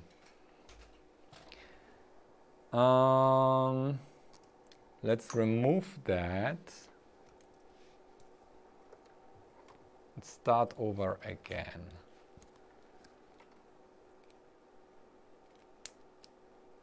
So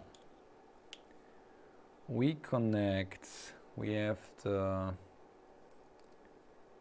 input minus. This is the plus. Looks like audio, like an audio wave.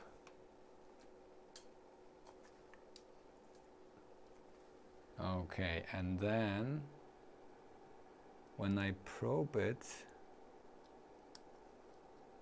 here, oh, oops, let me probe it there. Okay, let's see, turn this off.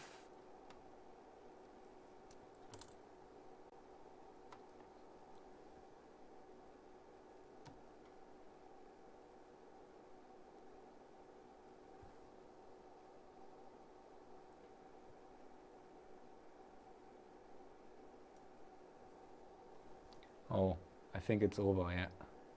That's silence. Okay, start here. Should be music at some point.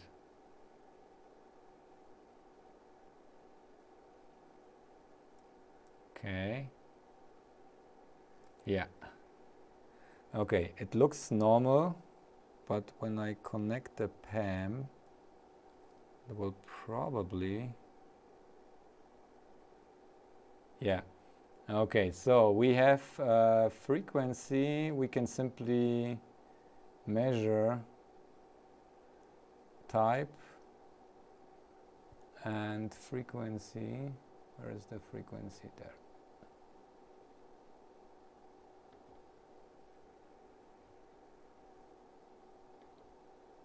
Okay. Yeah, 50 hertz. Yeah, it's probably because we have like the power supply uses between the power supply and the oscilloscope we have like different ground or like this 50 hertz noise. Yeah, that's perfect 50 hertz here. So there's simply like a 50 hertz hum.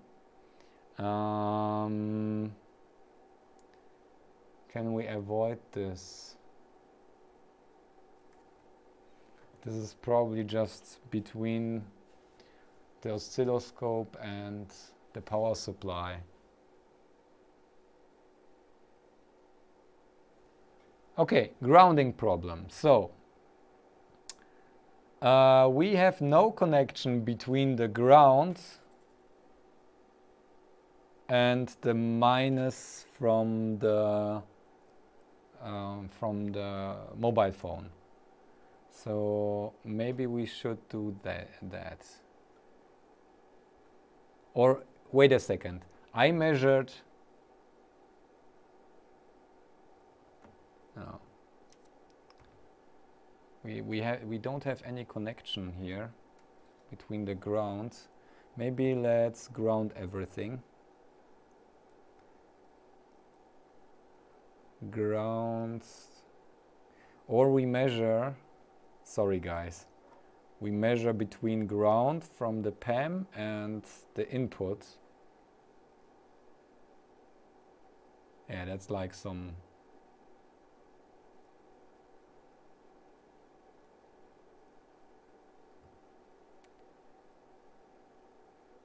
No, I don't know if this makes any sense.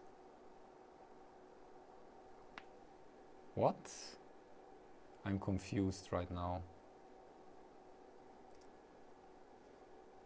Okay, this one? No.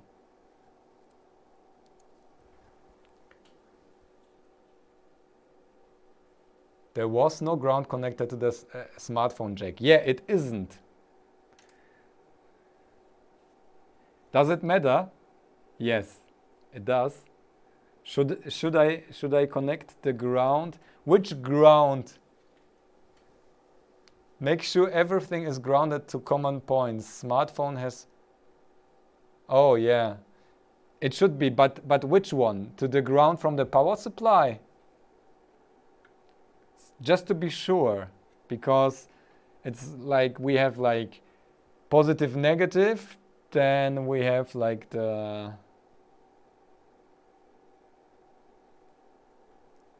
Okay, I will use the headphone in the smartphone ground. I will short this and my smartphone will break now. Okay. Now we have a common ground.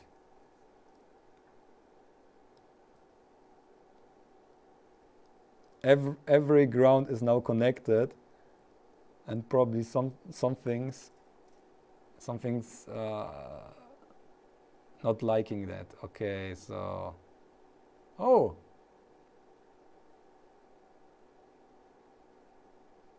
it looks like we got rid of the hum. Okay, great. Now we need to test the output. Okay, input is right.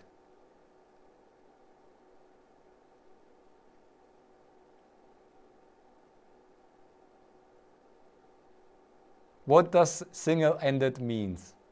I'm not asking. I just want the other ones to learn about what single-ended means.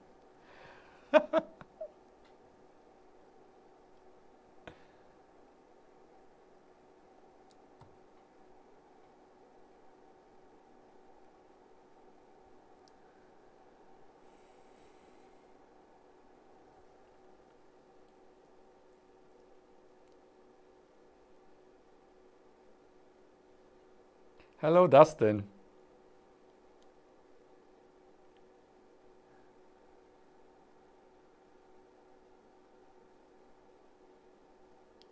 Plus ground.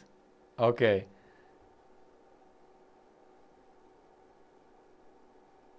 Oh, okay. Yes. Yes. Yes. Yes. Yes. Isn't that what I wanted? Because I want to use it also as line out.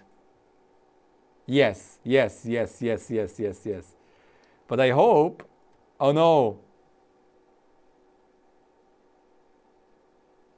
But then it matters which way around I connect it to the signal, doesn't it?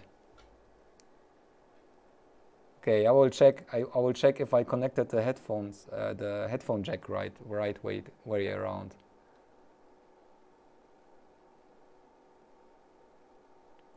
Oh, there is something. Ha! Okay. It seems that we have an output.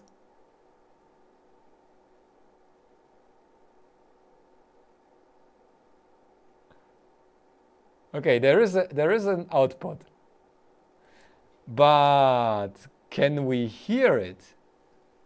I need smaller headphones. Probably the headphones that I'm using are too heavy here. Okay, let's try again with the headphones if I can hear anything. Oh, it's working! Ha! Ha! Listen! And there is another mistake. That's coming from the headphones. Copy-paste mistake. Listen! I set the Z origin lower, but the treble high. Okay, let's put a part with some music on.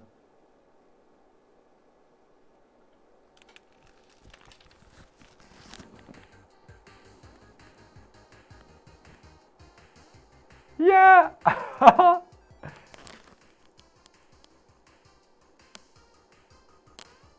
Oh, great! The reference design works! Oh, Piotr, thank you very much. That works. Okay, now we need...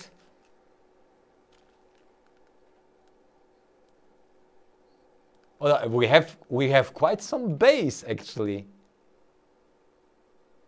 No noise! That works!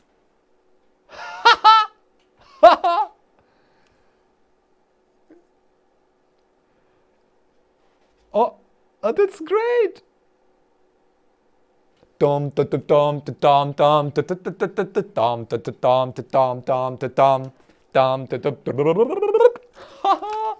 Yeah, that's great. Okay, yeah, yeah. Okay, we are done. Is there anything else we should try? Maybe amplifying the second channel as well?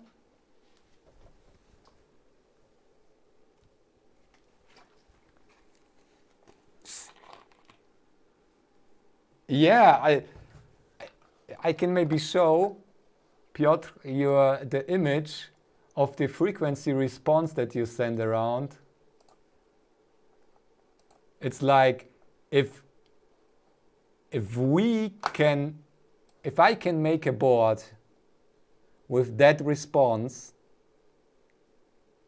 there it is. Take a look at this frequency. Oh, I'm sharing all my tabs with you. No, I do not want.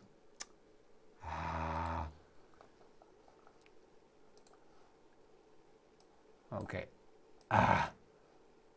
Okay. This is my...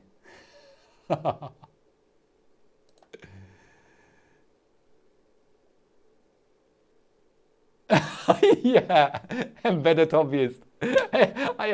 I did nothing but soldering, and I see on a board that I didn't make and plug in headphones. And we got only the one channel of 2.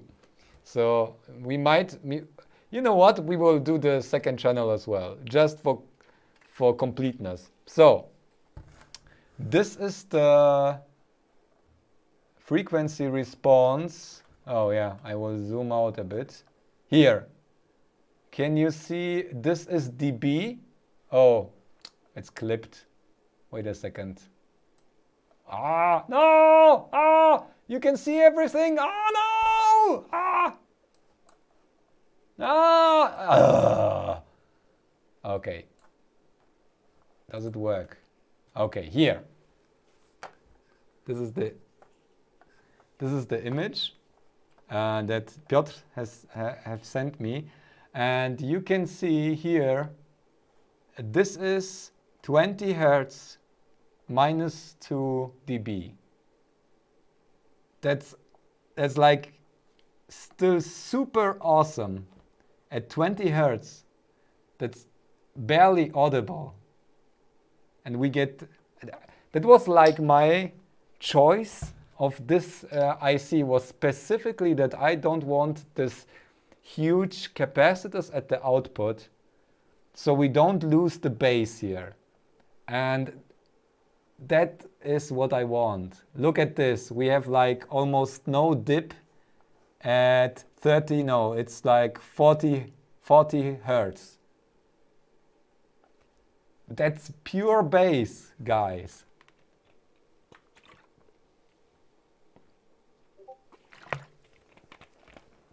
The frequency response goes way beyond the 20 kilohertz. It's just my sound interface was cutting anything above that.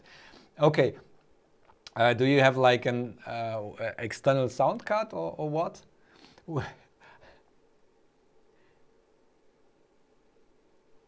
Yeah, it's perfect. It's like, if you take a look, that's minus 0.1.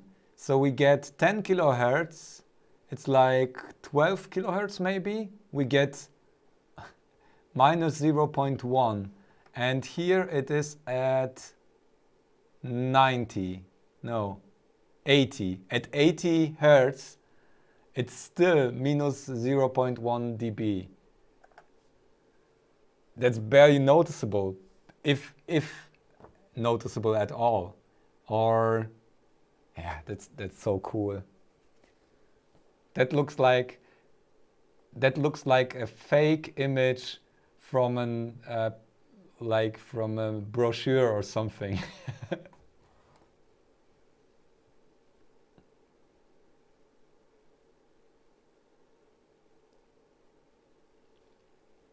Minus 3 dB line, red one, is usually as a reference point to determine the bandwidth of a device. Okay, so the bandwidth is is below 20 hertz. Like you have like maybe 10. But then here it's probably dropping. Okay, this is like filtering by the sound card. Did you try like your sound card? Did you try to use it with 96 kilohertz or 192?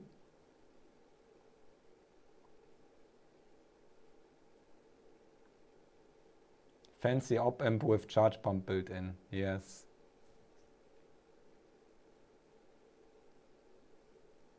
Ah, okay.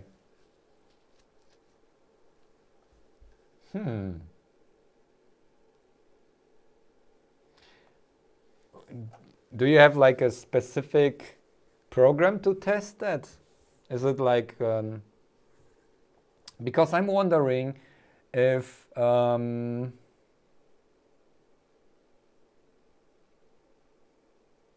input anti-aliasing filters are fixed in hardware. Oh, okay.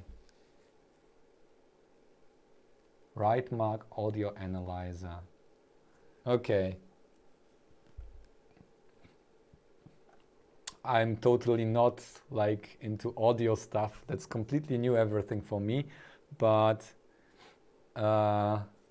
good to have this everything in the chat here.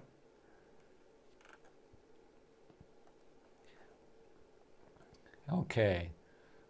So then what's still left to do is, since I made a design with external resistor ladder, you put in like this filtering for the resistor ladder, 2 nanofarads minus, what is this? 10 to, oh, that's from 8.2 to 10 nanofarad capacitors to ground to filter the high frequency noise that we get from the resistor ladder like steps. Okay, so this filtering is only needed with the resistor ladder. The input, we have that already. Ferrite bead. Okay, let's talk about the output filtering.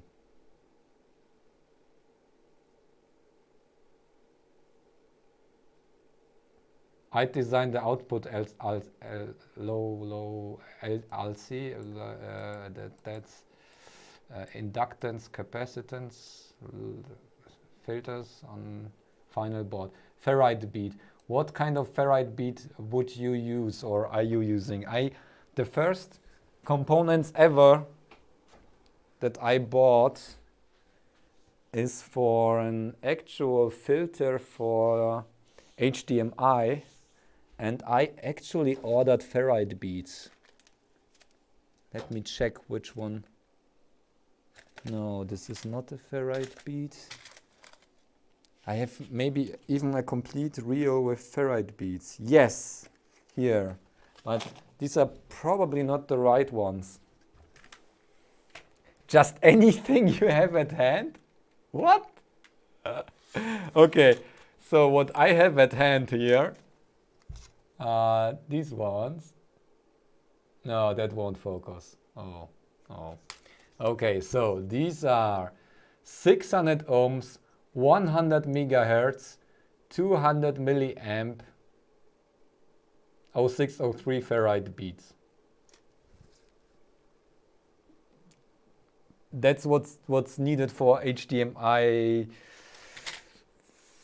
TMDS converter power filtering. I have no clue how that works with the ferrite beads.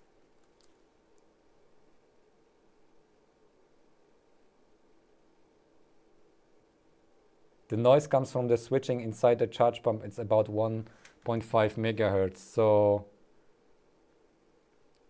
the 100 megahertz ferrite bead won't cut it.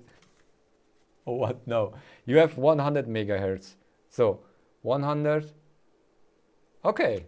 600 ohms. I could simply try. If it doesn't work, I put a 0 ohm resistor in. I can simply design the board right now and plan in something in series, and then we will see what's working and what's not working. That's great. Okay, cool. Yeah. Oh, we are already like 2.5 hours? What? No. Really?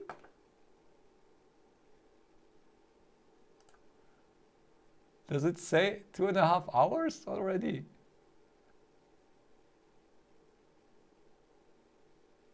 Yes. Oh, guys. I think that should be enough for today. Yeah.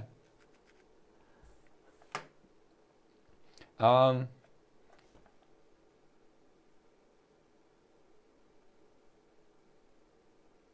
yeah. Campflyer, thank you for your support on GitHub.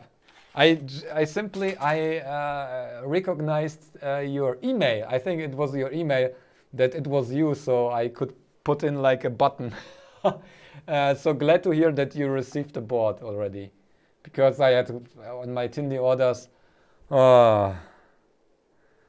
There's so much trouble with that. I have like here all.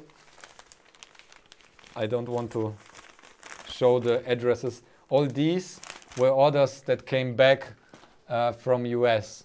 So some people, even one order to London took over 3 weeks to London from Germany. Seriously? That's like a train ride. You forgot about... You know what? I will open it right now. So we can cheers, and then we can end the stream. I will grab the beer.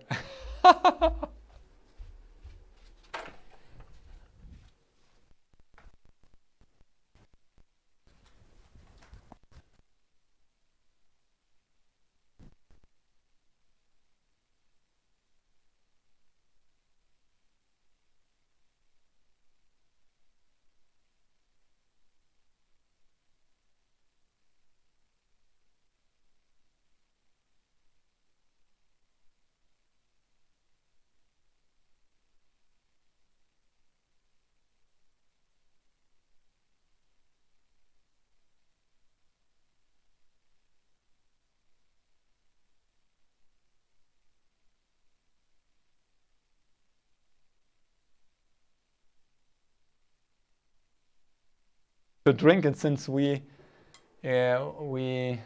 fled from there when they wanted to close the borders when the corona crisis started. I've been there, and whew, it was thrilling. And I still got the beer. So, Piotr, thanks for your help. I owe you a beer in real life. I hope we meet at some point. And cheers to a successful audio amp that I can simply put on each of my boards that I will design. And we have actual headphone output. Yes! Ah! I need to test it if it works with line out. So, but it should. It's like single-ended. Cheers. Ah, great. Oh, that's tasty, actually.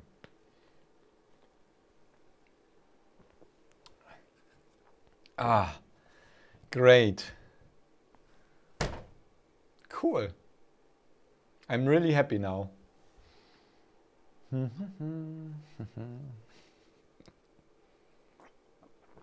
Awkward silence.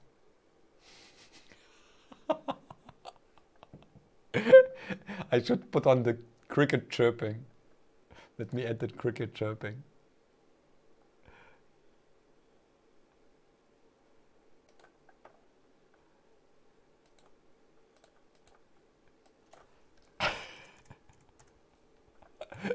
If you want to talk about something, do it. Don't let your dreams be dreams. I will ask all the questions. I still need to check my comments on the new video though. It's always a bit of work. Template. Sounds. Where is the... Here.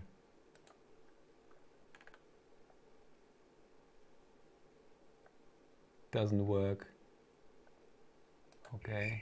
Oh, here.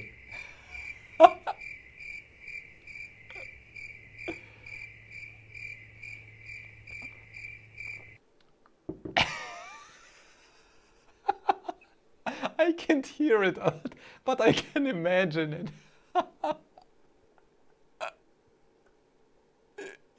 Here.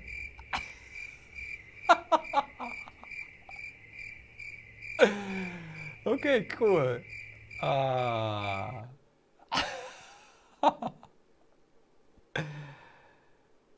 I'm so silly.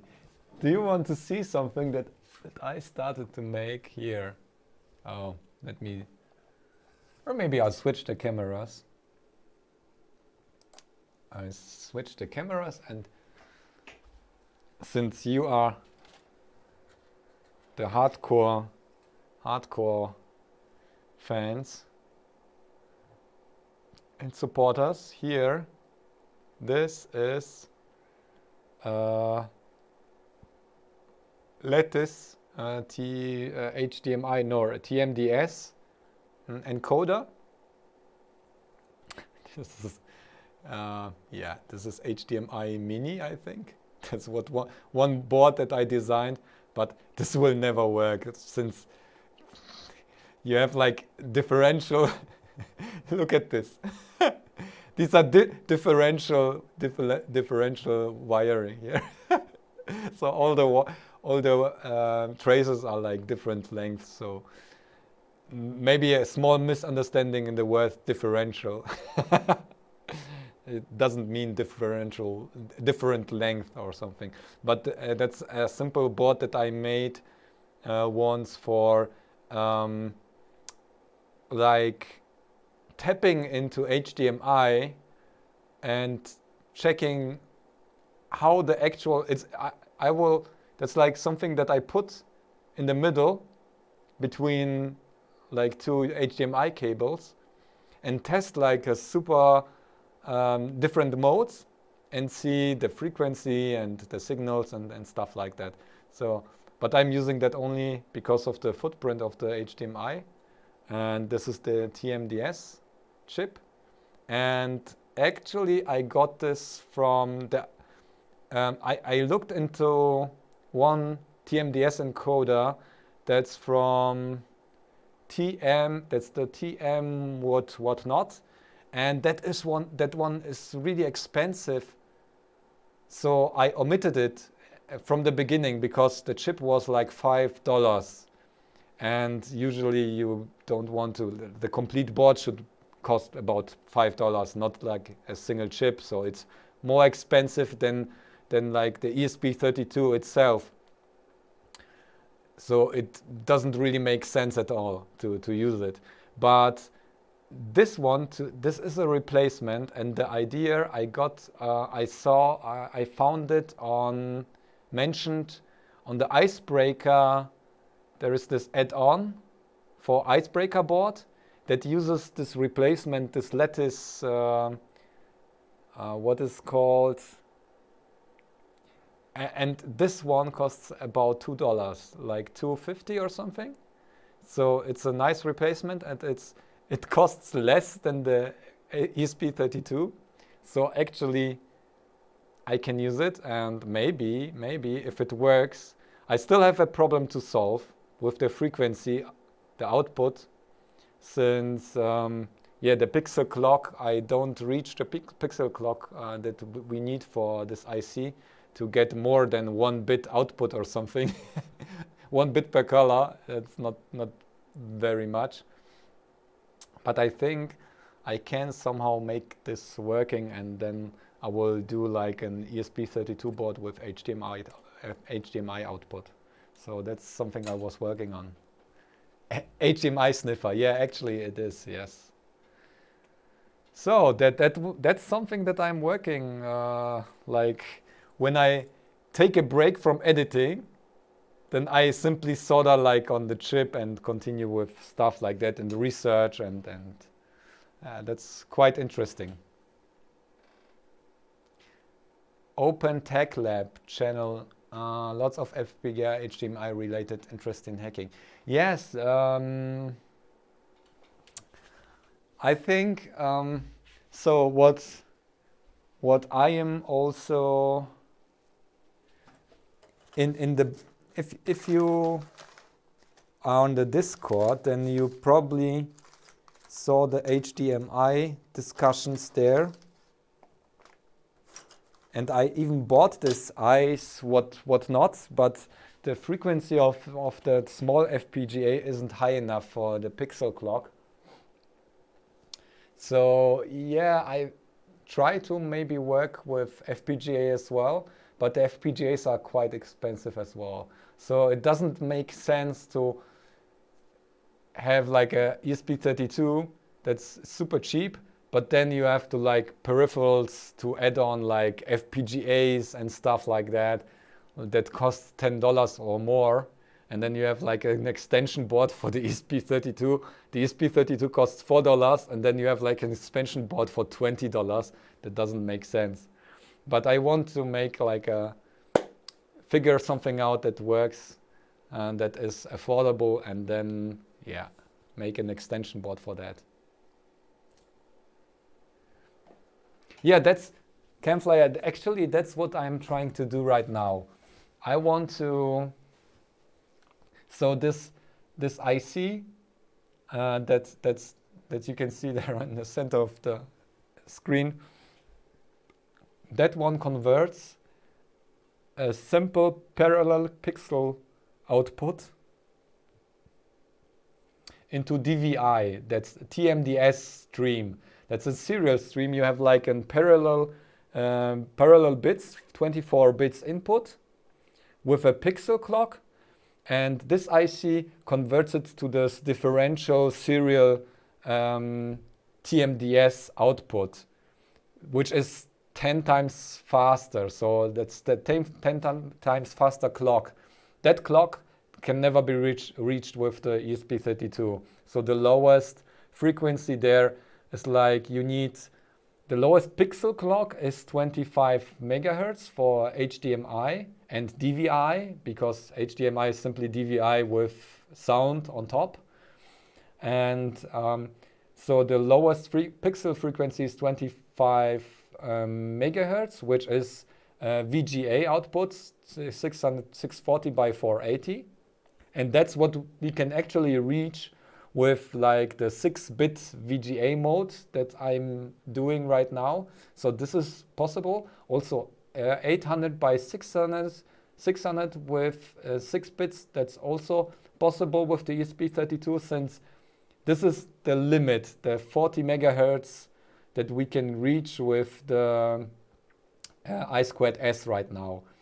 And that's actually the pixel pixel clock that we can put into this one, the converter, and the converter will do like this TMDS conversion and output a clock of 250 megahertz and upwards. So that's the plan, but I'm not sure if this works at all.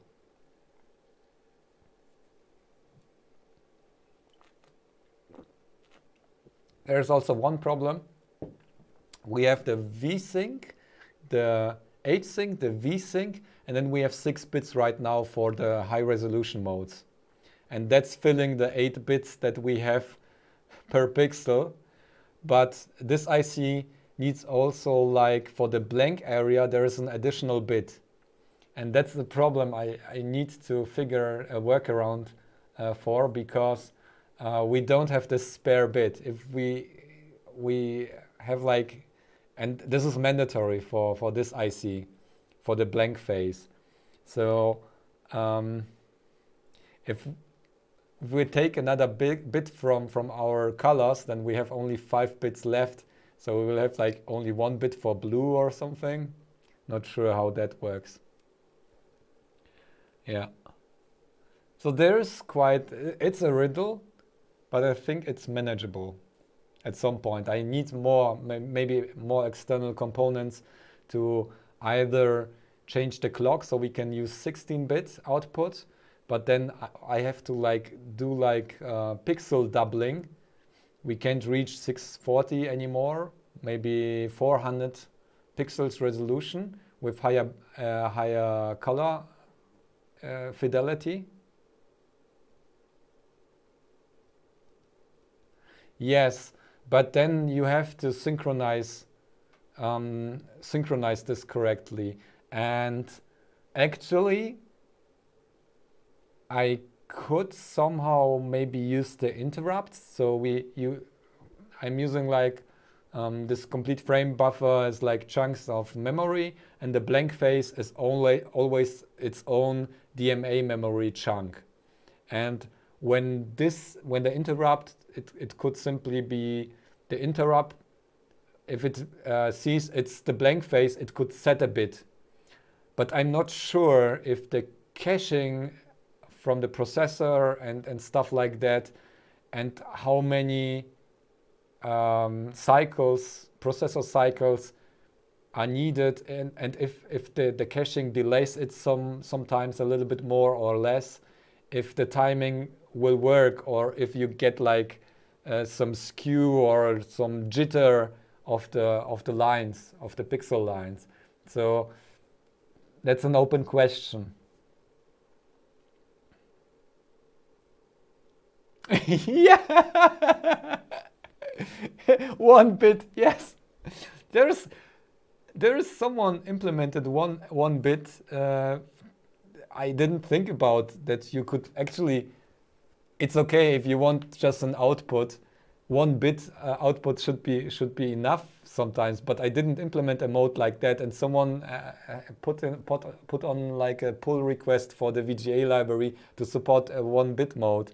I should really pull that, since it's totally reasonable to have something like that. But yeah, at least I could, for now, I think there will be at least a 3-bit mode with HDMI, but HDMI high definition, and then you have like only 8 colors. Monochromatary SD.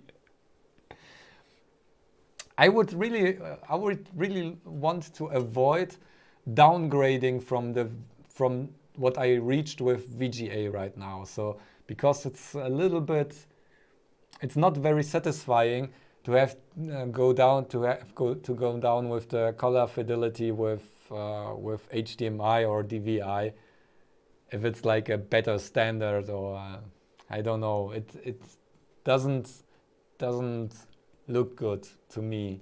I'm not satisfied with that result.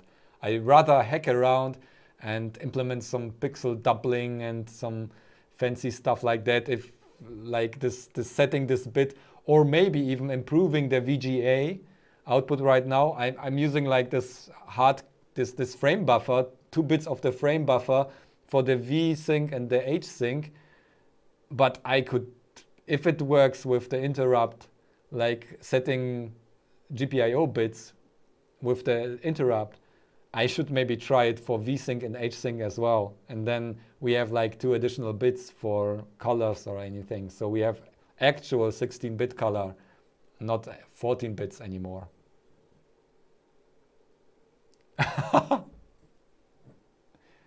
Monochrome. My first one was actually one that had 2 megabyte graphics, 386, but there was no way to use it, so it rarely was the graphics memory was rarely used. It's like only like this Fractint. Do you know the program Fractint on DOS? It was like fractal renderer, where you can like simply play around with the parameters and render fractals. So that program was one that supported like VESA modes in DOS, and it was super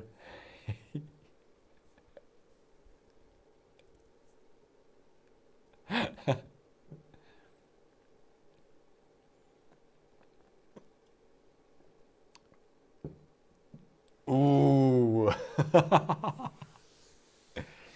Guys, we are really old, you know.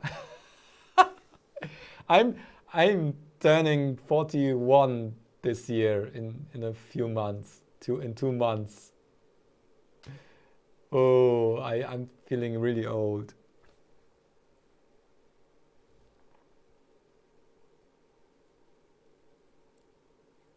Now we have what?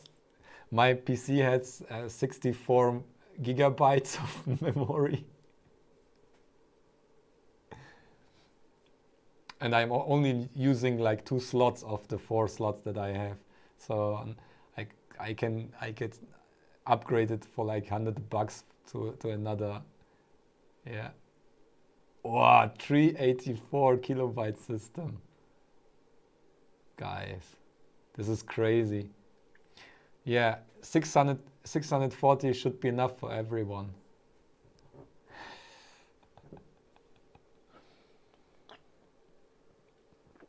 I really need to continue with my 286 emulator on the ESP32.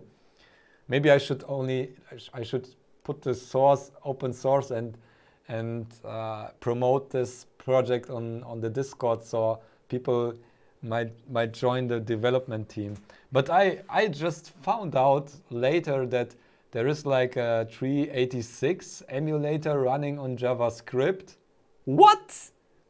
I didn't know that someone did something like that already. Because, okay, I don't know the license. It would be cool just to, I can imagine, to convert the JavaScript code to actual C++ code, and maybe we can reuse that with the ESP32. So the biggest problem of emulating DOS or BIOS or PC is not the processor. So I can cover this, but there is a lot more with the BIOS. So with the memory setup, initialization.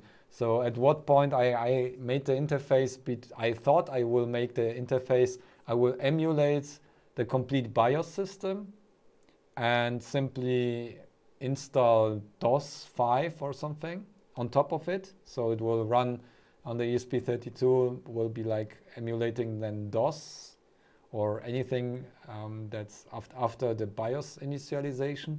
But then if you take a look what the BIOS does, it fills like chunks of memory with data, and from version to version there is like different interpretation of this memory blocks and stuff like that. So now it's, for me, I think I might even take a BIOS ROM from somewhere, from a specific computer, and do only the processor and the hardware I/O and interface there and do all this BIOS stuff. Leave it to the ready ROM that's floating around the interwebs.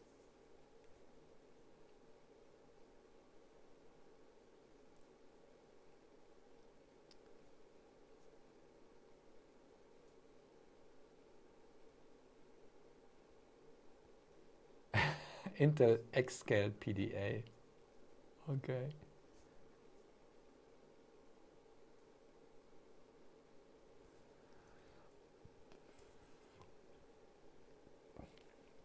You are bragging about your old school PCs. Which one has the worst? You know what? It's a pity that I didn't keep all my old PCs. If I would know that it's really hard to like emulate stuff like that, all the old PC demos from Future Crew and Triton from the 90s, they don't basically barely run or don't run in like DOSBox or anything. So it's a pity just to keep that old box with the 86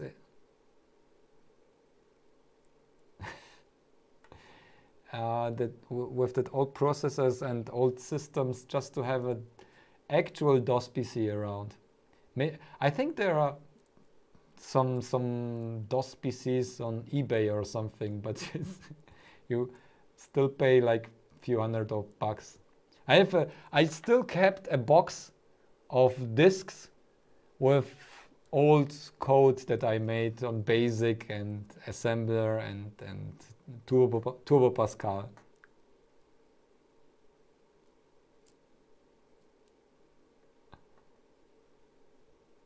Oh, I feel like I'm rambling right now. Let's turn off the oscilloscope. Oh. So guys, it was cool to chat with you. We had quite a successful stream. And yeah, let's see what's next. HDMI next. Oh. Maybe we will figure it out.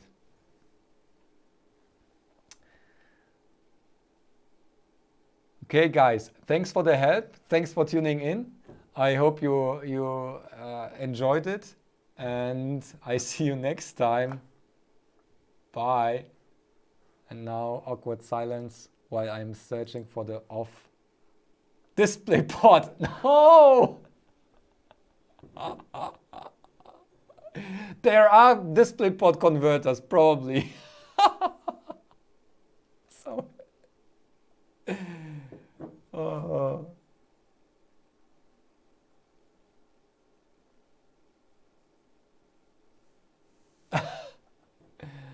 okay, guys, see you. Oh, cracking voice.